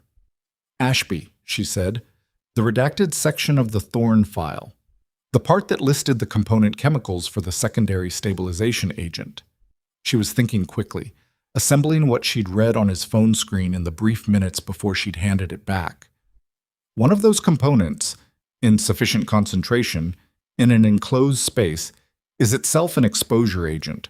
Not at the dispersal level, but enough to incapacitate. You think they synthesized something from the crate contents. I think someone with program knowledge opened a crate and extracted what they needed. The dispersal mechanism was taken. What's in the crates themselves? She stopped, recalibrated. We need to know if there's someone else down here or if this was set and left. I'm not sending my people in without respirators. I'm not asking you to. She looked at the corridor, at the geometry of it, at the service door at the far end, the same one Tesla had come through 4 days ago. Is that door alarmed? Ashby checked his radio, spoke, got an answer. It was alarmed. It's showing as closed and secure on the panel, which means either nobody came through it or someone reset the alarm from inside. From somewhere in the direction of the crate stack, in the near dark at the edge of the tactical light's reach, something moved. Not fast, not like Tesla had moved, slower than that. The movement of someone who was not in a position to move quickly, either injured or compromised by the same exposure they'd created, or something else she didn't have enough information to name yet. And then a voice, from that direction, male, with the rough quality of someone who had been breathing the air in this corridor for longer than she had. Calloway. She went still. Calloway. Again. Recognizing her specifically, by name, which meant whoever was at the end of that corridor had been briefed on who was in this building and what she'd done here. Ashby raised the light. The man sitting against the base of the crate stack was in civilian clothes, not scrubs, not tactical gear. Dark jacket, dark trousers, the kind of unremarkable clothing that was specifically chosen to be unremarkable. He was maybe 55.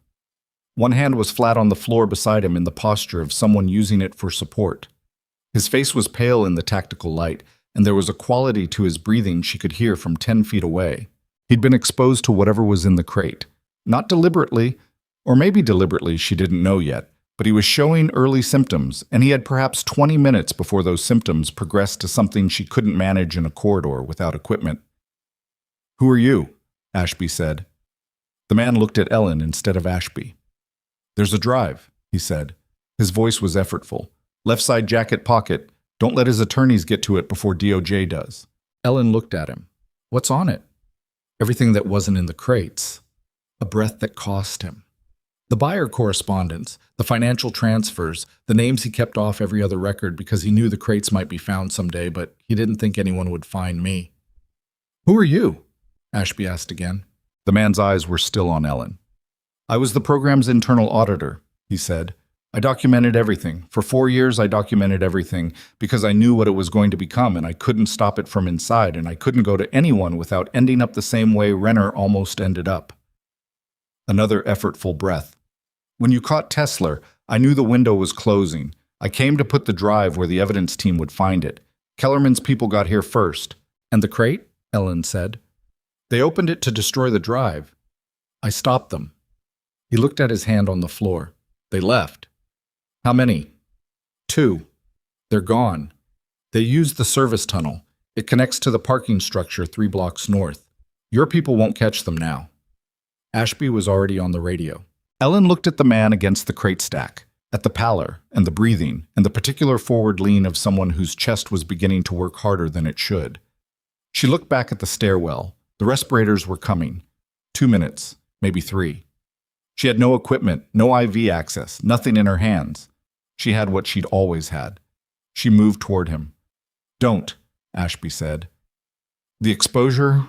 I know what the exposure is." She was already crossing the corridor. "And I know how long I have before it becomes my problem, instead of just his." She reached the man and crouched in front of him and put 2 fingers to his wrist, and his pulse was fast and irregular in a pattern she recognized from the Thorn file, from the symptom progression table in the section that hadn't been redacted. "Look at me. What's your name?" He told her. "Okay," she said. "You came here to finish something. You're going to be able to finish it, but right now I need you to slow your breathing down. Whatever your body is telling you to do right now, don't listen to it. Listen to me instead." She held his gaze. "Can you do that?" He looked at her in the thin edge of Ashby's tactical light, and something in his face was the same quality she'd seen in Renner's face 4 days ago.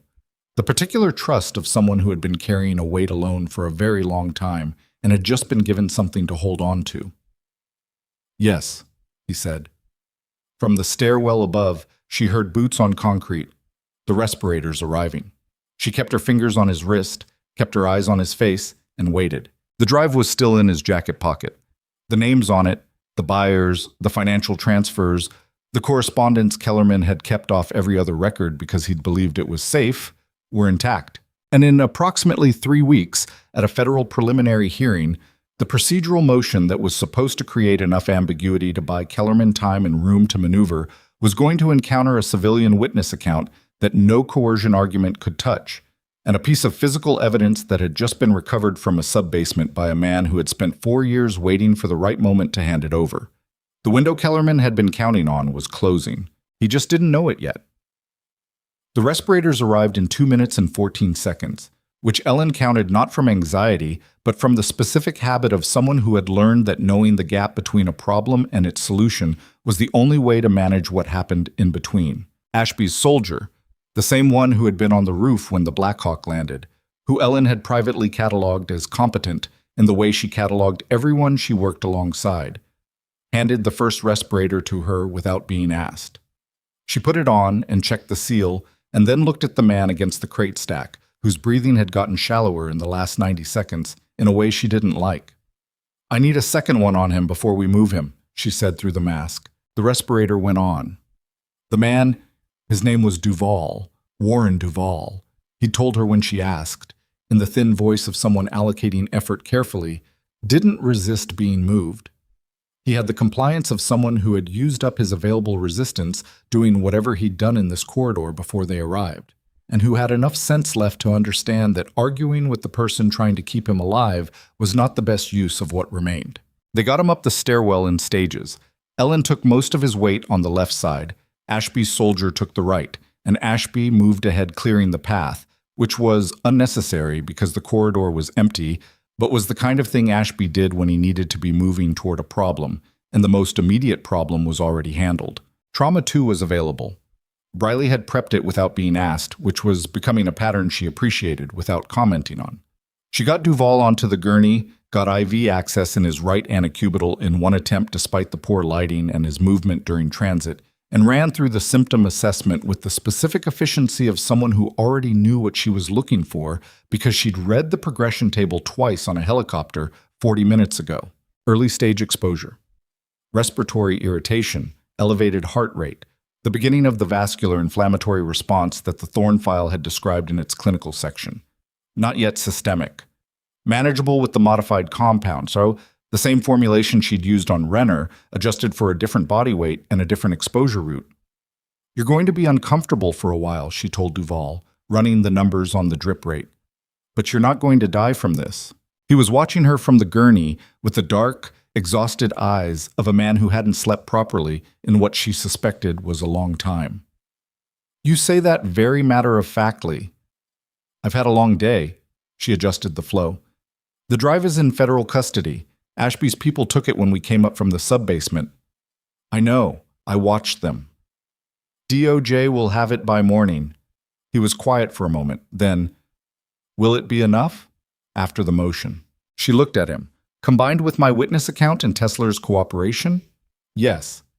She said it without hedging, because false comfort was not something she offered, and he didn't look like someone who wanted it anyway. "It'll be enough." He closed his eyes. Not sleeping, so she could tell from the tension still present in his jaw, but allowing himself something close to the absence of sustained vigilance, which was probably as much rest as he'd been able to access in 4 years. She checked his pulse. Better. She stayed until his pressure stabilized, and then she went to find Harwick. The phone call with Harwick lasted 41 minutes and took place in the administrative break room on the 3rd floor, which was empty at that hour, except for a drip coffee maker and the specific institutional quiet of a hospital after visiting hours. Ellen sat at the table with a legal pad she'd found in a drawer and her own pen, the one she kept in her breast pocket, the cheap kind that dried out in 2 months and got replaced. She'd never seen the point of carrying anything more expensive, and she gave Harwick everything in the sequence it had happened. What Kellerman had said in the field, the exact words, the exact order, the context that gave those words their meaning, The fact that she had been present as a civilian consultant and not in any law enforcement capacity. The fact that Kellerman had initiated the exchange. The fact that he had confirmed, without a direct question and without apparent awareness that he was building a case against himself, the operational details that corroborated everything in the sub-basement and everything in Tesler's testimony. Harwick listened without interrupting. Ellen had noticed that about her in the conference room briefing. She had the rare quality of listening as if she intended to use what she heard, rather than listening as a performance of patience while waiting for her turn. When Ellen finished, Harwick was quiet for 3 seconds. "Why didn't you lead with this?" she asked. Not accusatory, genuinely curious.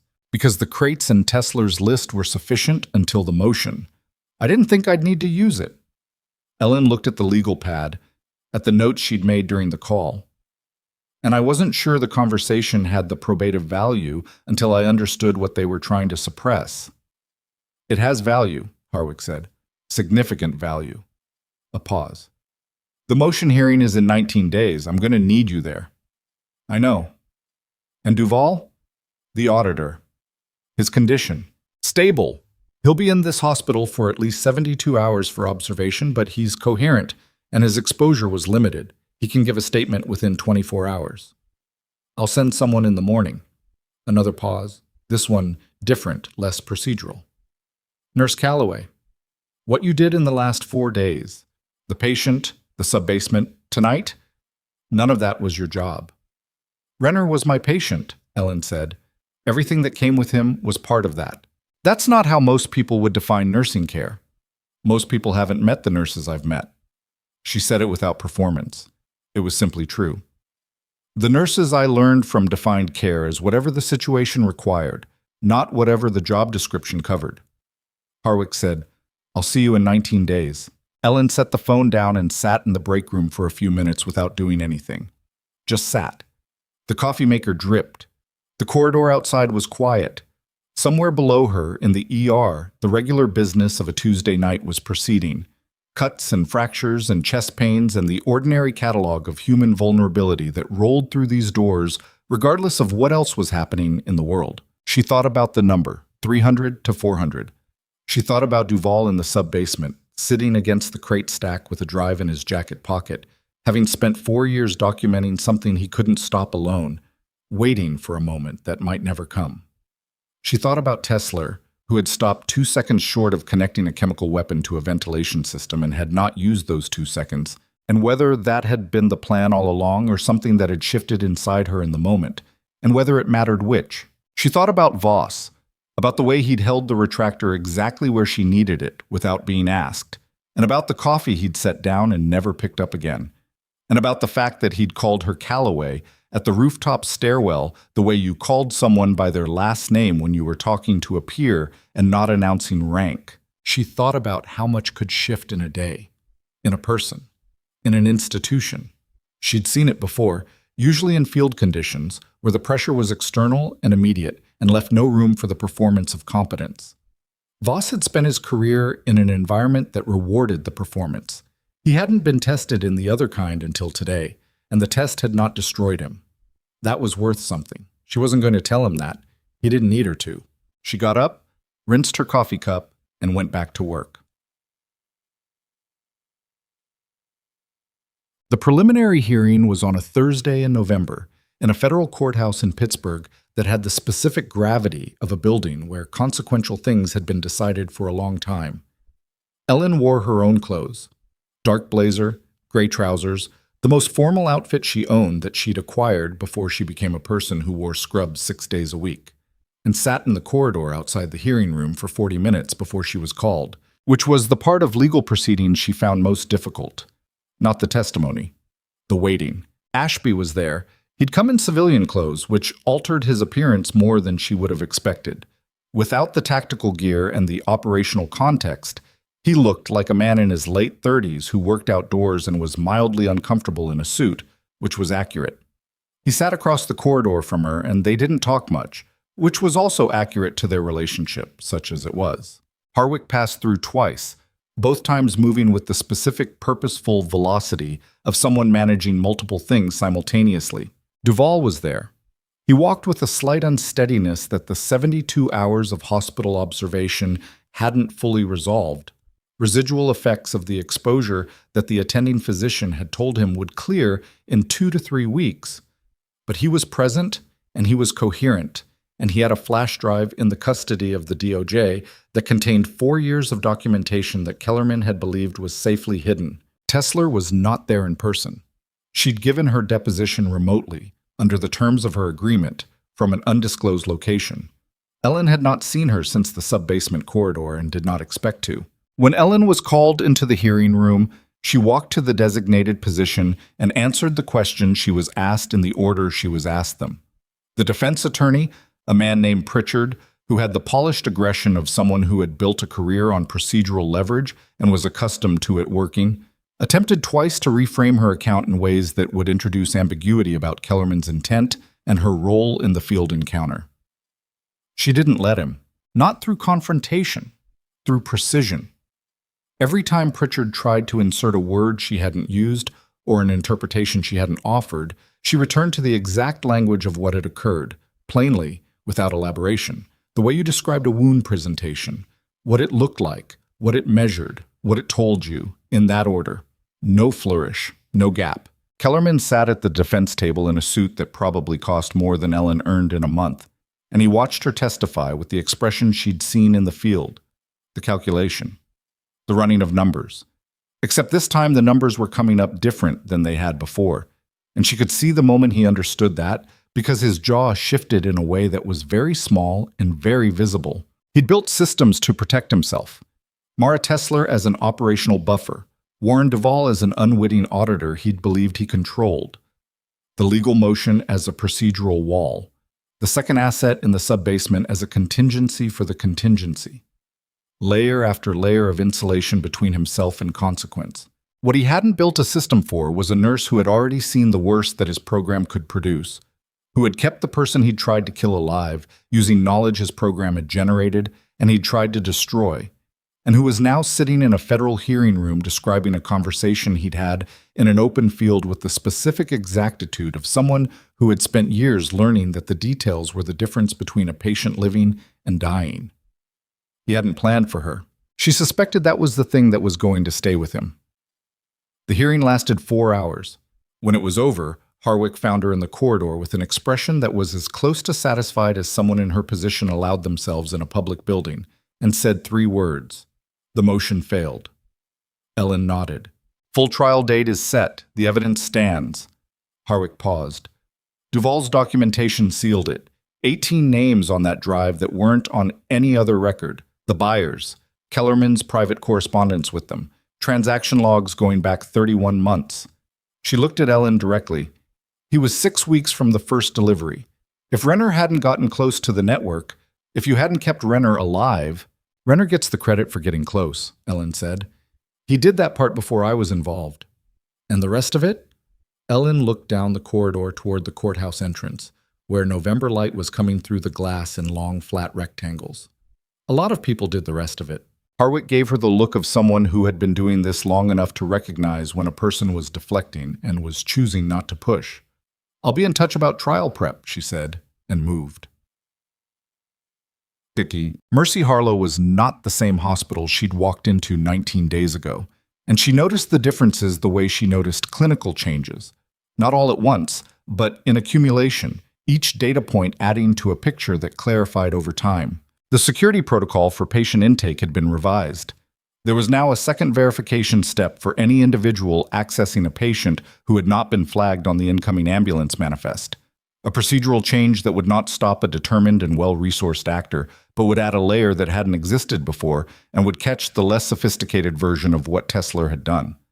Ellen had been asked to review the draft of the new protocol before it was finalized. She'd marked 3 places where it needed adjustment and sent it back without comment on the fact that they'd asked her. The trauma bay had a new sign, small, printed on standard paper, taped at the edge of the whiteboard in Trauma 2, the one room that had become the operational center of the worst day this hospital had experienced in recent memory.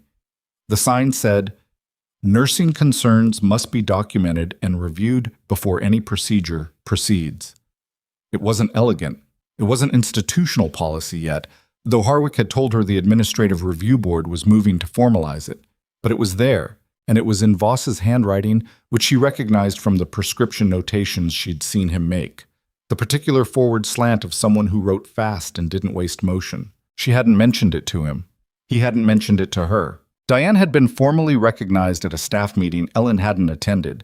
Diane told her about it afterward in the break room, in the specific, understated way Diane described things she was proud of, which was to describe them as if they were merely facts and let you draw your own conclusions from the facts. She'd been given an extended professional development opportunity and a stipend, and the chief of medicine had specifically cited her documentation of the wound margins as a contributing factor in Renner's recovery. He said contributing factor, Diane told her, which is administration speak for actually important. It was actually important, Ellen said. Diane looked at her for a moment. You know, when you first came here, I thought you were the kind of person who'd be gone in 6 months. I know. You had that look, the one people have when they're somewhere temporarily. I did have that look, Ellen admitted. What changed? Ellen thought about it. The honest answer was complicated and involved a long sequence of events that included being thrown to the floor in her own workplace and a Blackhawk and a man named Renner and 11 crates in a sub-basement and a conversation in an open field. And all of that was true, but it wasn't the whole answer. The whole answer was something she'd been understanding gradually, in pieces. The way you understood things that took time to become clear. I stopped waiting to feel like I was somewhere permanently, she said, and started just being here. Diane considered this. That's either very simple or very hard. Both, Ellen said. Renner was discharged on a Monday, 22 days after admission, which was faster than the attending physician had initially projected, and about 4 days longer than Renner had wanted. Ellen was on shift when he left. She didn't orchestrate crossing paths with him.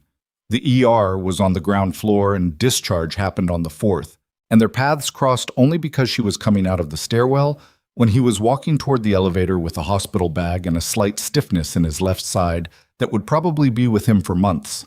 He stopped when he saw her. You're walking well, she said. I'm walking. He shifted the bag to his other hand. The stiffness is better than the alternative. It'll continue improving. The cellular repair in that tissue type is slow, but it completes. 3 months, maybe 4. He nodded. Then he said, My wife knows. Ellen waited. Not everything. The operational details are still, she doesn't know everything, but she knows the shape of it, what I do, what the last 3 weeks were.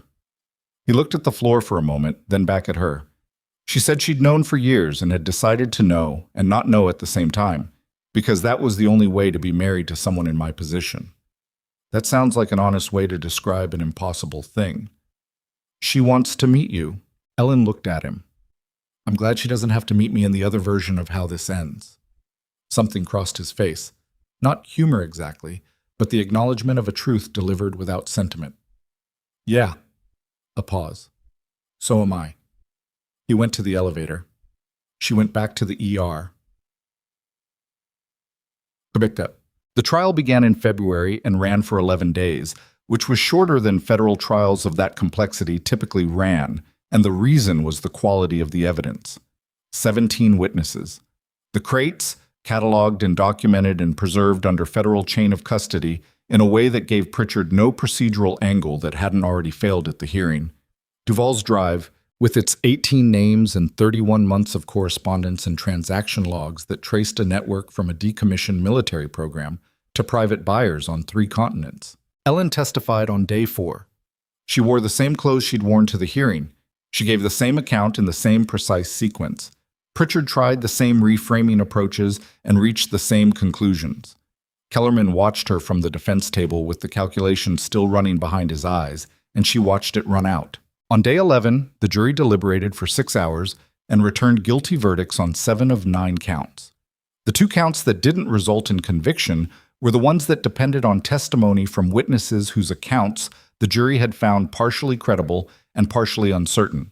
Not an exoneration on those counts, the foreman clarified in post-trial remarks, but an insufficiency of certainty beyond reasonable doubt. The other 7 were unambiguous. The defense contractor CEOs were charged separately, in proceedings that would take longer and generate more noise and result in outcomes that were probably inevitable but would arrive slowly. The Federal Advisory Board member had already accepted a plea agreement that involved cooperation and a sentence that the newspapers described as lenient, and that Harwick described, when Ellen asked her, as appropriate to the level of cooperation provided. Mara Tesler received her negotiated resolution. No facility, 10 years of federal oversight, conditions that would shape the next decade of her life in ways that were consequential without being straightforwardly punitive. Ellen didn't know how she felt about that exactly. She'd spent enough time in complicated environments to understand that the people who did bad things were not always people who had started out as instruments of bad intent, and that the question of what accountability looked like for someone like Tesler was not one she was qualified to answer definitively. She sat with the ambiguity of it and didn't try to resolve it into something simpler. Kellerman was sentenced in April. 23 years, no parole eligibility for the first 15. He stood for the sentencing with the bearing of a man who had spent a lifetime in rooms where he controlled the outcome and was standing in one where he didn't, and was managing that with the only tool he had left, which was composure. The judge, before delivering the sentence, made a statement that was unusual for its specificity. She addressed the nature of the harm, not the projected harm, but what the attempt to deploy a weapon of this category in a civilian medical facility represented as a violation of the particular compact that hospitals existed to honor. She said the sentence was commensurate with what would have occurred had the attempt succeeded, and she cited the casualty projection from the DOJ assessment, 300 to 400 people. Ellen was not in the courtroom for the sentencing. She was at Mercy Harlow, on shift, where a 63-year-old man had come in with chest pain that turned out to be a dissection she caught before the attending did, and where a teenage girl with a broken wrist was frightened and needed someone to talk to while they waited for imaging, and where the ordinary cascade of human need that arrived through these doors, regardless of what else was happening in the world, continued to arrive. Harwick texted her the outcome at 2:17 p.m. between patients. She read it, put her phone back in her pocket, and went to check on the girl with the broken wrist. The thing about being seen, actually seen, not performed at, not managed, not accommodated, was that it didn't announce itself. It accumulated.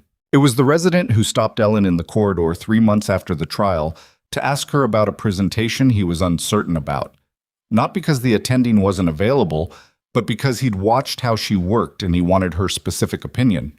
It was the new security supervisor, hired after the previous one resigned, who introduced herself on her first day and said, without prompting, that she'd been briefed on the events of that Tuesday and that her door was open. It was the hospital's credentialing committee quietly adding a nursing consultation requirement to the complex trauma protocol, a change that didn't carry Ellen's name and didn't need to, because the point wasn't credit, the point was the change.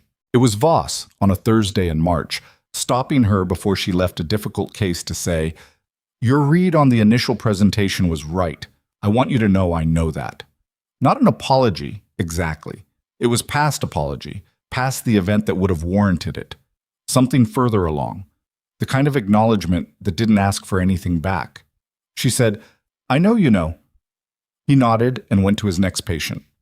That was all. That was enough. She had been asked twice whether she would consider returning to active capacity in an advisory role. The phrasing was different each time, but the offer was the same, and it came from people in positions she respected and through channels she understood were not casual. She thought about it both times with genuine consideration because she wasn't the kind of person who dismissed things without thinking them through, and because part of her, the part that had been shaped by years in environments where the stakes were enormous and the decisions were immediate, recognized the pull of that kind of work. Both times, she said no. The first time she said no because it was still recent and she wasn't sure. The second time she said no because she was sure. She was sure because she'd watched a 63-year-old man go home to his family after a dissection that had been caught in time, and because she'd sat with a teenager who was scared and needed someone to stay, and because she understood now, not theoretically, but in the specific cellular way you understood things you'd lived, that the work she did here was not a lesser version of the work she'd done before. It was not a retreat. It was not hiding. It was a choice made from the same place every genuine choice came from, which was clarity about what mattered, and the willingness to keep showing up for it regardless of whether anyone was watching. She had spent a long time being invisible, being the person who fixed the things that went wrong and absorbed the friction and noticed the details that others missed and moved on without marking any of it. She had told herself that was a choice, and in some ways it had been. But it had also been the behavior of someone who had learned, somewhere along the way, that the safest version of herself was the one that took up the least space. What happened in October at Mercy Harlow had not made her louder. She was still the person who stood at the bedside and watched rather than announced, who caught things in the margins, who moved without flourish. Those qualities were not flaws she'd been waiting to correct. They were tools, and good ones. But she was no longer quiet in the way she'd been quiet before. The difference was fine, but it was real. The difference between someone who made herself small because she'd decided that was the appropriate size, and someone who chose exactly how much space to take up because she understood her own dimensions. She was not invisible anymore. She wasn't sure she ever had been. Really. Invisibility was something that existed in the eye of the person who failed to look, not in the person being overlooked. She had always been there. She had always been doing what she was doing. The only thing that had changed was who else knew it.